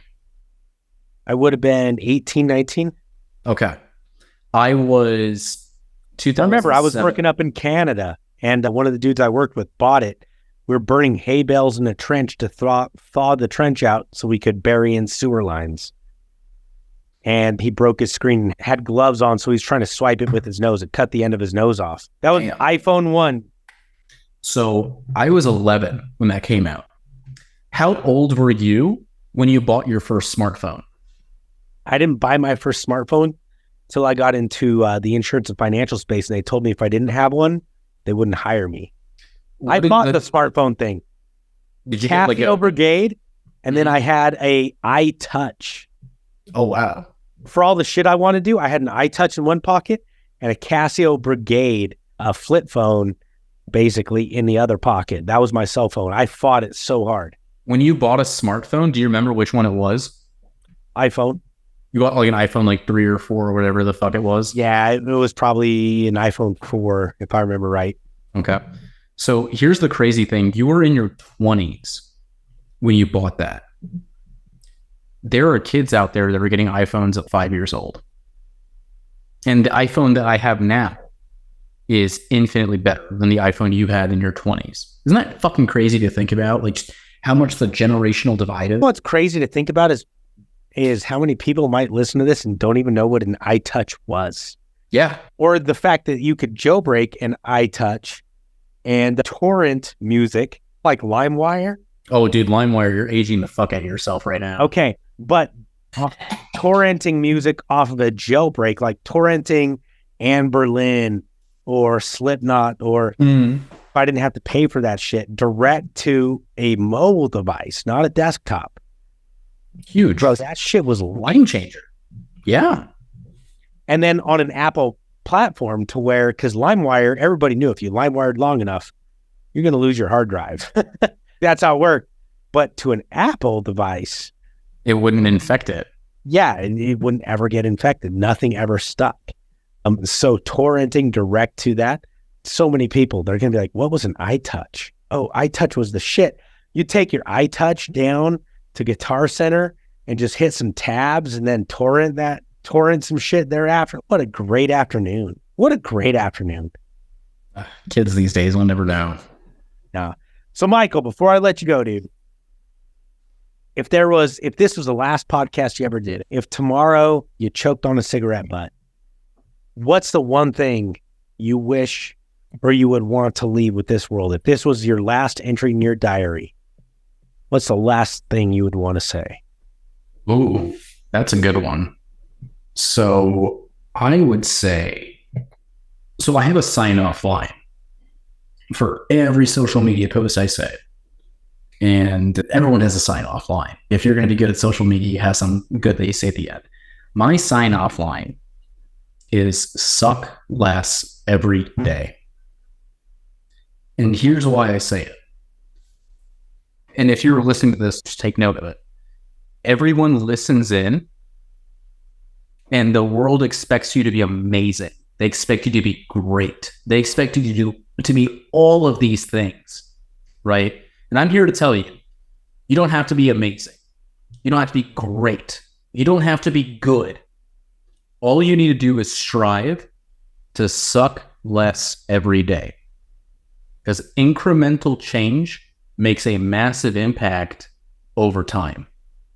And that is something that so many people miss, is they get so into their head that they have to be immediately amazing at something. Ask kids who've ever quit a sport after a season or two. Why did you quit? I wasn't very good at it. Yeah, because you just fucking started. Not all of you are going to be the Pele of soccer or the Maria Sharapova of tennis right off the bat. It takes so much work and effort. You don't think they were ass at that at the beginning? No, they fucking suck just like the rest of you. The only thing is they focused on getting better every single day. So you don't have to be amazing from the beginning. You don't have to be great or good. You just got to focus on suck less every day. Be a little bit better. Over time, you're going to be amazing. You're going to be great. You're going to be good. It takes time. Love that, man. I love that. It opens up so many more conversations, but we'll have those another time. Dude, I appreciate you being here, Michael. It's been a damn good time. Of course, man. I appreciate you having me on here. Yeah. Anything I can do for you today, tomorrow, at some undetermined point in an undetermined future? Man, just keep being you. There are so many shitty people, not only in our industry, just in the entrepreneurial space as a whole. And I'll put it this way. I've been watching you for like a year and a half, 2 years. I don't think you've changed. Actually, I say you've grown in business, but I don't think like personality-wise you've changed. You're not fake. And I very much appreciate that. There's so many fake people in our space. There's so many people who do things just for clout and for notoriety. You're just Carson. You're the authentic you. That's all I ever want you to be. And you're very open to helping people too. That's one of the things I've noticed about you, is that I need to be like, if I need to be introduced to somebody, that's like somebody that connections make. No questions are asked. I think that's huge. Just keep being you, man. That's all I need. I appreciate that, man. If you come up with something else, hit me up. Of course. Thanks so much for tuning into the A2C podcast today. I appreciate you joining me on this unfiltered journey into the minds of remarkable people.